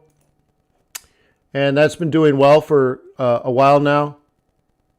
So day trade. Okay. Here's your day trade A and B.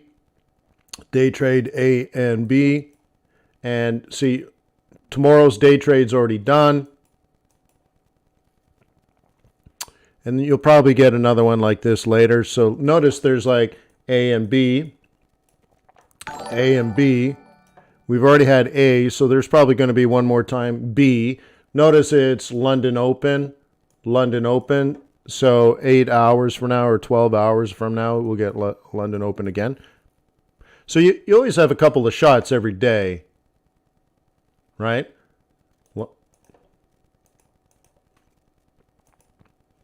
Plan A typically happens New York or Asia, and Plan B typically happens in London Open, okay?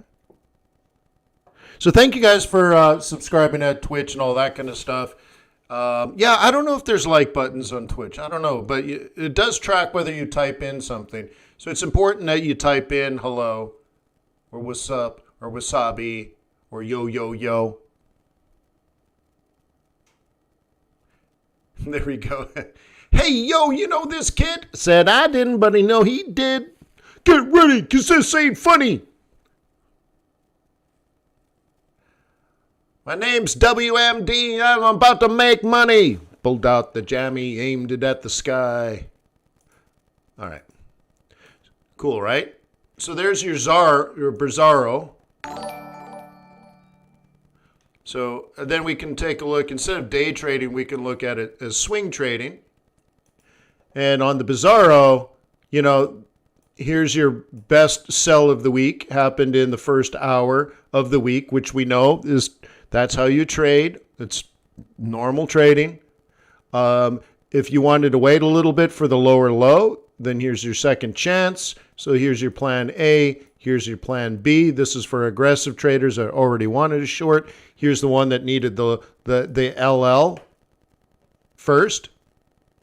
So here's your plan B, and you're done for the week, and you're just collecting money.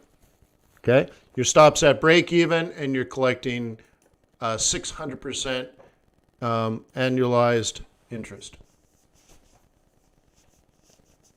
Unfortunately, it's not compound,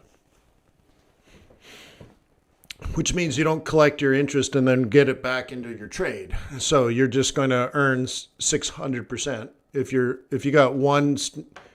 leveraged 100 to 1 and you place a trade here and then you move your stop to break even, so you're -3 now, over the course of every single day, once a day, every single day, you'll earn 600% divided by 365. You'll earn 1/365th of 600%, and that's all income.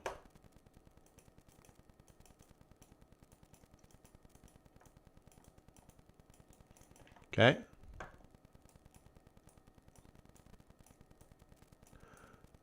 On top of that, right, you'll get pips.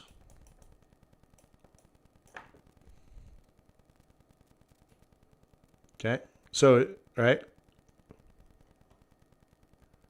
That's how you do it. Cool, right?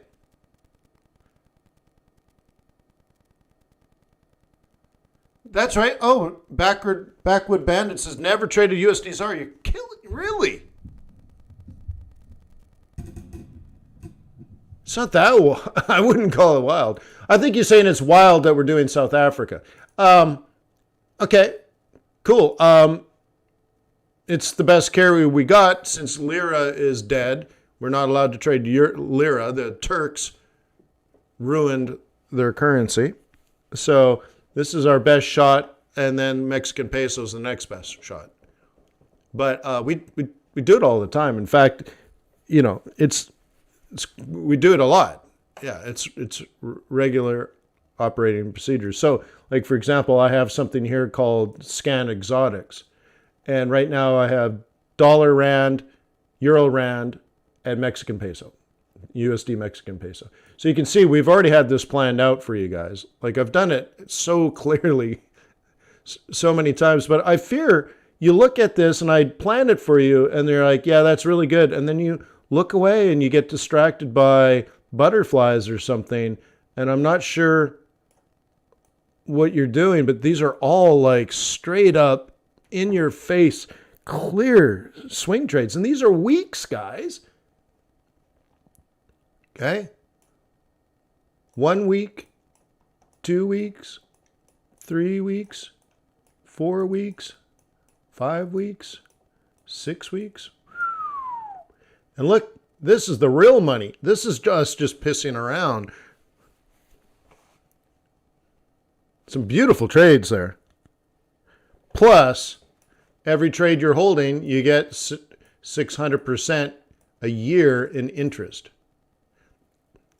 That's better than any bond you could possibly buy. Now, if you're in the United States leveraged 50 to 1, I'm sorry, you're only going to earn 300% a year, just in interest, plus any pippage you pick up, and your pips are going to be worth way more than that.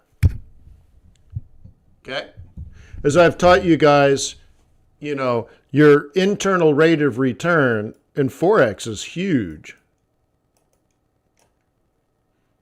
Okay, north of 100% on almost every trade. So if you put up $1,000, you should minimum expect to make $1,000. But why would you only make $1,000? You should make $2,000 or $3,000, right? That's what swing trading is all about. Your internal rate of return on a swing trade is often 300%, right? Sometimes more, sometimes less. So we can explain some of this. Let's cover that a little bit here.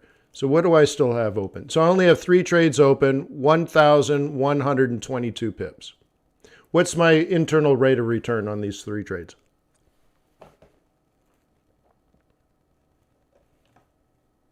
Does anybody know? Yeah, didn't mean to do that. Oh my God, what's it doing? close.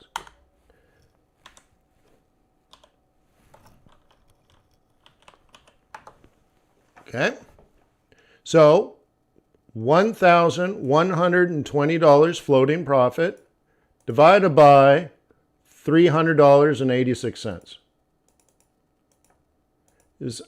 is how much cash I'm using out of my account. Okay? I'm earning 372%. Okay? So let's mark this down. I'll guess I'll do it this way.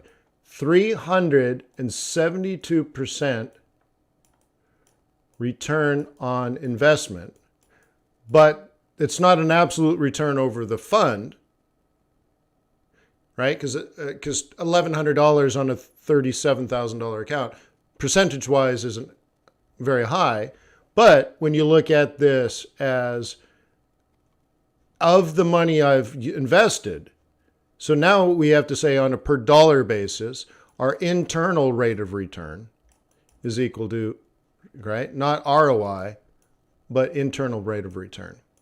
So of the money deployed, I'm sitting on an internal rate of return of 372%. Okay?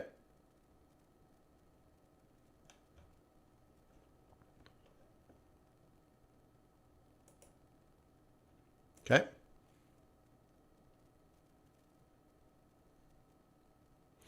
So imagine all your trades were like that. And how do you do that? You have to know how to swing trade and position trade, which is to say, if you don't think you're going to make 200 or 300 pips on a trade, why are you taking the trade? Now, of course, you can short-term trade and day trade and intraday trade, but very typically, if we're day trading, like you're going for at least 100 pips, let's say, and I find it bewildering when newer traders come in and they're trying to make 22 pips, which tells me they don't know where the market's going. So I don't know why you'd want to trade in that situation. Kiwi still on the peso? Where's your entry? Let's take a look at that. Where's your entry?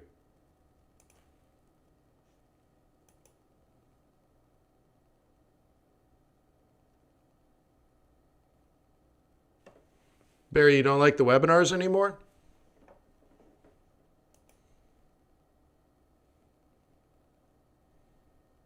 By the way, thank you for everyone being on Twitch and saying hello. I appreciate that. 2340. Oops, hang on. 23. Oh, you did one of those trades. Yeah. Okay, let's do that. 2340. Cool. Oh, yeah. Yeah, nice. Yeah, that's a nice roll reversal. That's very cool.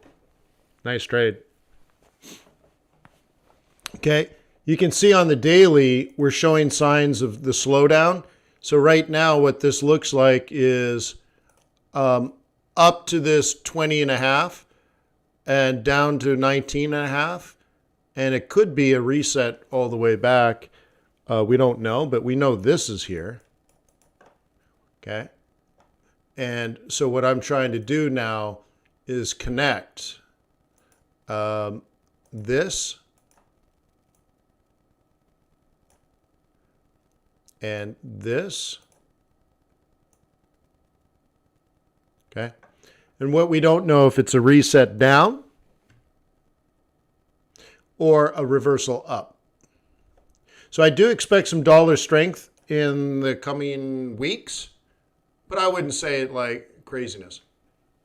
What's up, Red?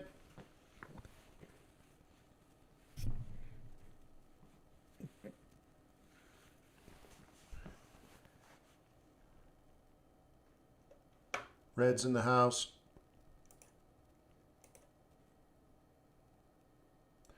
A news source? I use tradethenews.com. Do you trade multiple accounts? Yes.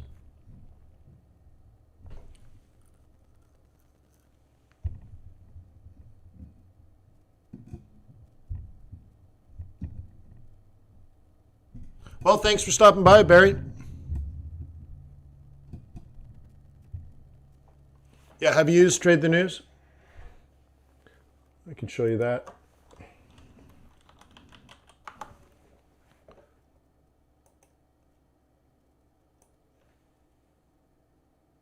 You're listening to Trade the News. Okay. One of the things I like is they show you the events that created the moves.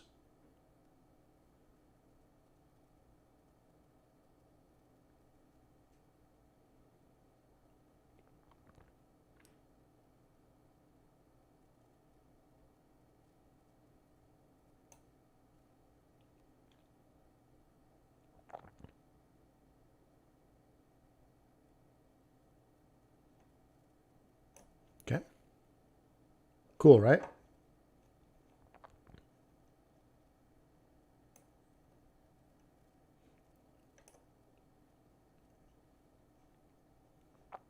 And you're like, I want to have this giant window going, so then you can just launch this and float it.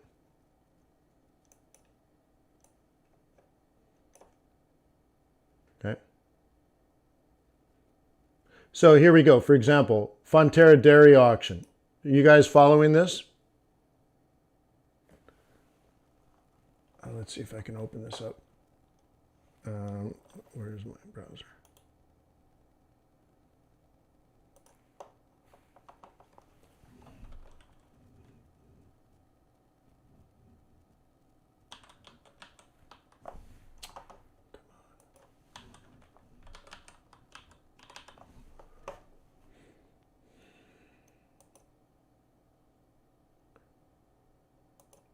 Okay. So this is an important website for the value of the New Zealand dollar. So it comes out every 2 weeks. Trade the News kept me abreast of this right here. Okay.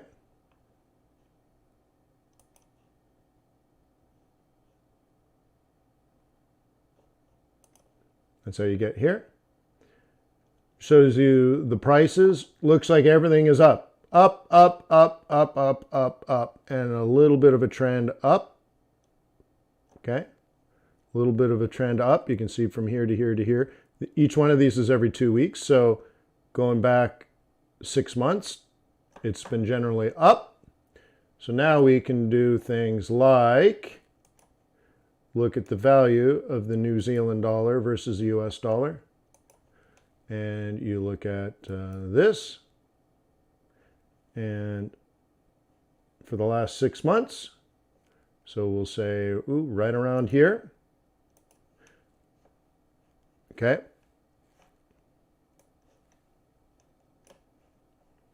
So I don't think I can zoom in, unfortunately. So we're looking at from, September last year, November. Anyways, it's hard to zoom in. I can't catch this.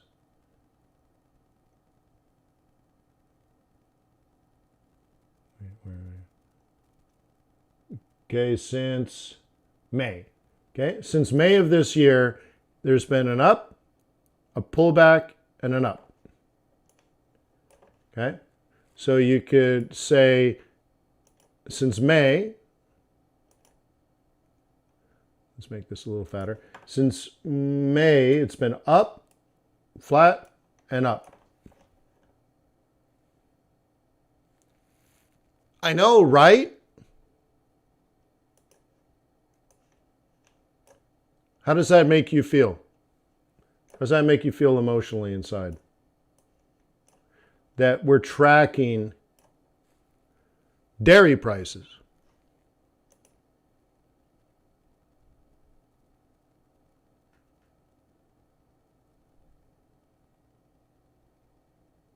Okay.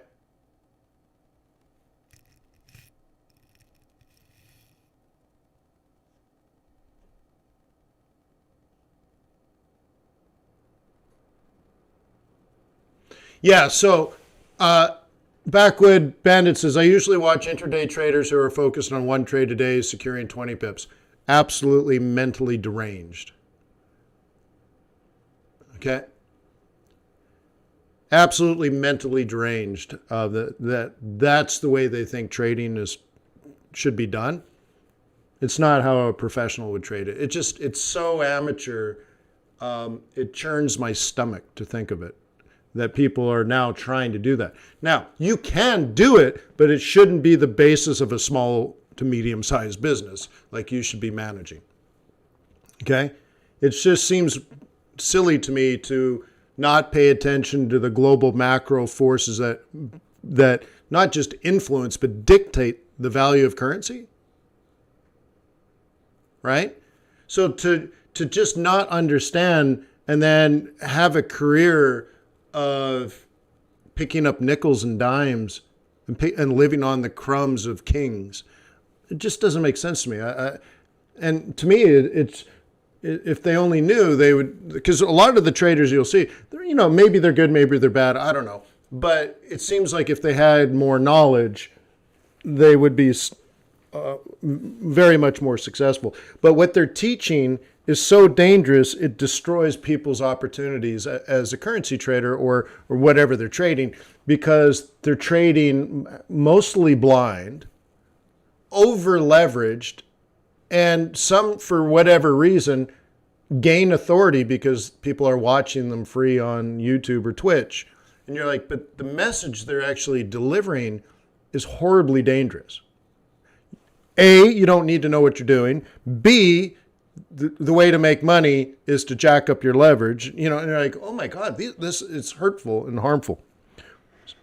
Right? So anyways. But they're probably more exciting and all that kind of stuff. But they're 20 years old. I've been trading for 20 years. Right? So, anyways, but it's dangerous in my opinion.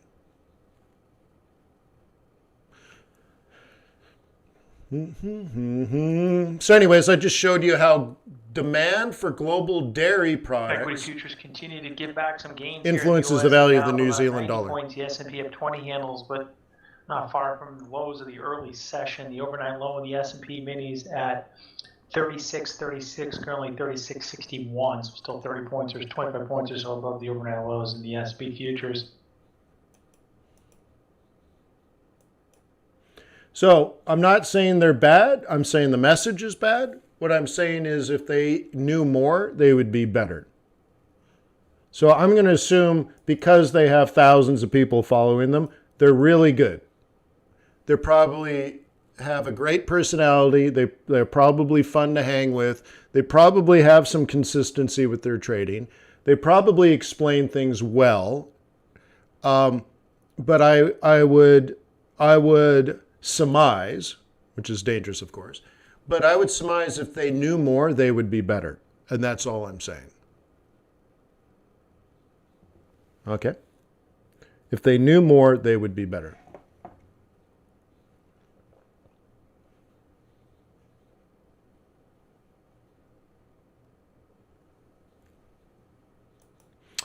All right, so everyone say goodbye one more time on Twitch. I just want to document to Twitch that people are chatting.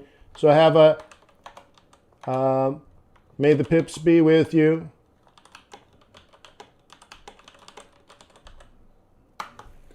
Thank you, Twitch. Thank you, YouTube. Daniel says, no, they ain't. They just push the get rich quick narrative. Yeah, and it's amazing how much that gets promoted by YouTube. And it's really strange, and I'm not sure why.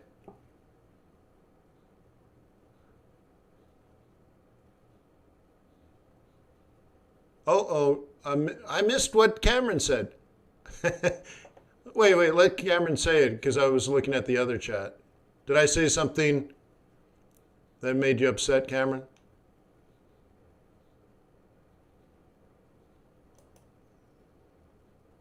Thank you, Daniel. I appreciate that. Or are you out of here, Cameron?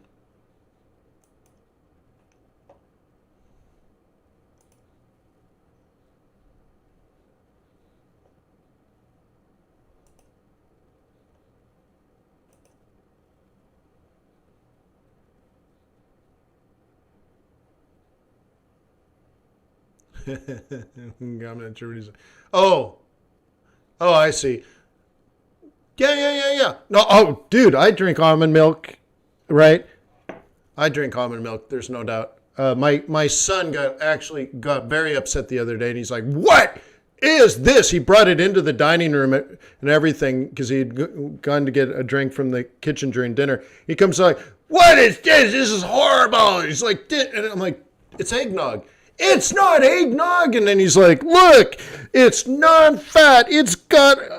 It's made out of almonds." And he's like, "It's sugar-free." It's like nasty. He's like, "This is horrible."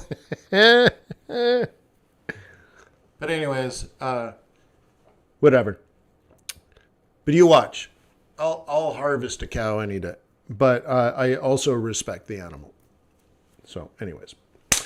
So that's cool. I've done it. Back in the 90s, I was working at a big company called Cisco Systems. Actually, it was a tiny company at the time. Does anyone know Cisco Systems?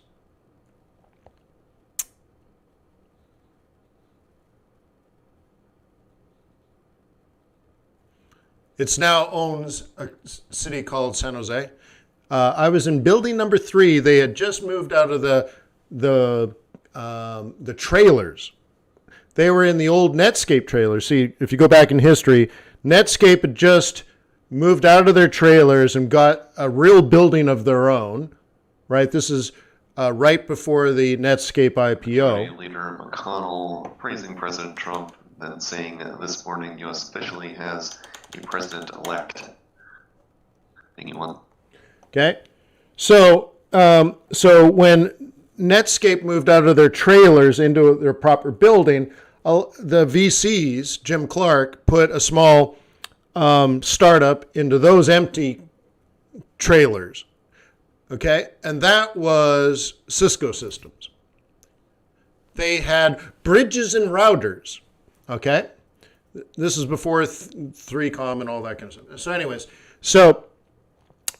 they were in there for a year or two and raised money. And then they started building their own buildings. So they built 3 buildings in San Jose out near Great America. It was way out in the pasture. And near the garbage dump, which they call the San Jose Country Club. It was literally a garbage dump. So they built this startup, 3 buildings. 1 building was for the executives. And that's the one I was in. There was another one for the tech guys and another one for something else. But it was executives on the top floor, marketing on the lower floor.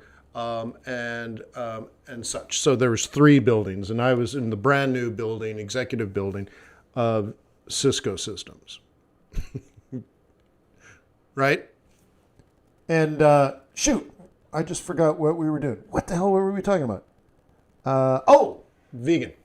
And so anyway, so I had this new job, and I felt like a baller. I'm walking around, right? Like John Chambers, the CEO, literally came by my cube to talk with me. It was pretty funny, right? And in the marketing department, there was, no other way of saying it, a hot chick. And she turned out to be vegan. So guess what I did? She exercised all the time and was a vegan. So I'm like, I bought a bike and I became a vegan. I'm like, oh, you're vegan too? Meanwhile, she's got a bicycle in her cube. You get it? And I'm like, oh, I have a bicycle. You like biking?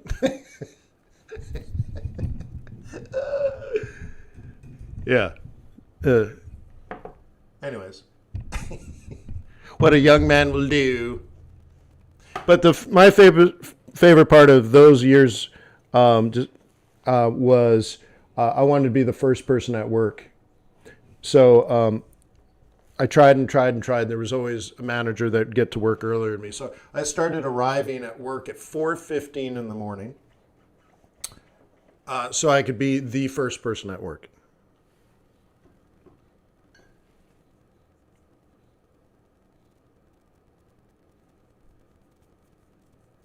Yeah, it's funny. You know, when you're a young man, a pretty young girl,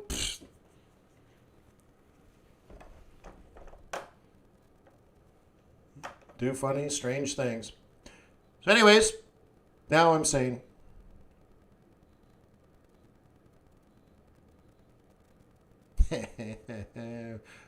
All right. Anyways, peace on earth. May the pips be with you. May your profits be above average. I will see you tomorrow. Tomorrow is a Wednesday. It's a Fed meeting day. And it's the first day of the last day of the year. Right? Isn't that interesting? So once again, going into the last day. Today is actually the first day of the Fed meeting, but this is day 2 of the Fed meeting where they do announcements and stuff. That's tomorrow. And that's the end of the year, really. I mean, I'll continue to do webinars and stuff, but technically it's about getting out at that point, not getting in. There's still a lot of central bank meetings and information on Thursday, on Friday, and even the one in China on Saturday. So there's still lots going on, but at the beginning of the year, I declared this week, and in particular tomorrow, as the end of the year. And that's probably, I'll probably get stopped out of all my trades somewhere between today and Friday. And there we go, just as we had planned it. Cool. There's also going to be an amazing 2021, so I'd like you to consider becoming a member of FX Bootcamp before I raise prices. And I think what we'll do is at least maybe starting in the first week of January, we'll start doing things like Newbie Tuesdays, Fundy Wednesdays, swing trading Thursdays. Maybe we'll do Tuesday, Wednesday, Thursday for a while. So maybe visit fxbootcamp.com, put a credit card in the machine, and change your life forever.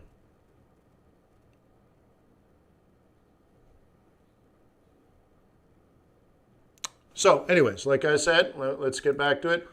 Peace on earth. May the pips be with you. May your profits be above average. Thank you for all the effort that you put into your thing called Forex. I hope these webinars bring positive energy and positive focus to what you're trying to do, because let me tell you, it's worth the effort you're putting into. It's worth probably a little extra, more effort, because you can't even imagine how good things will get. So keep working at it, huh? You can do it. Cheers.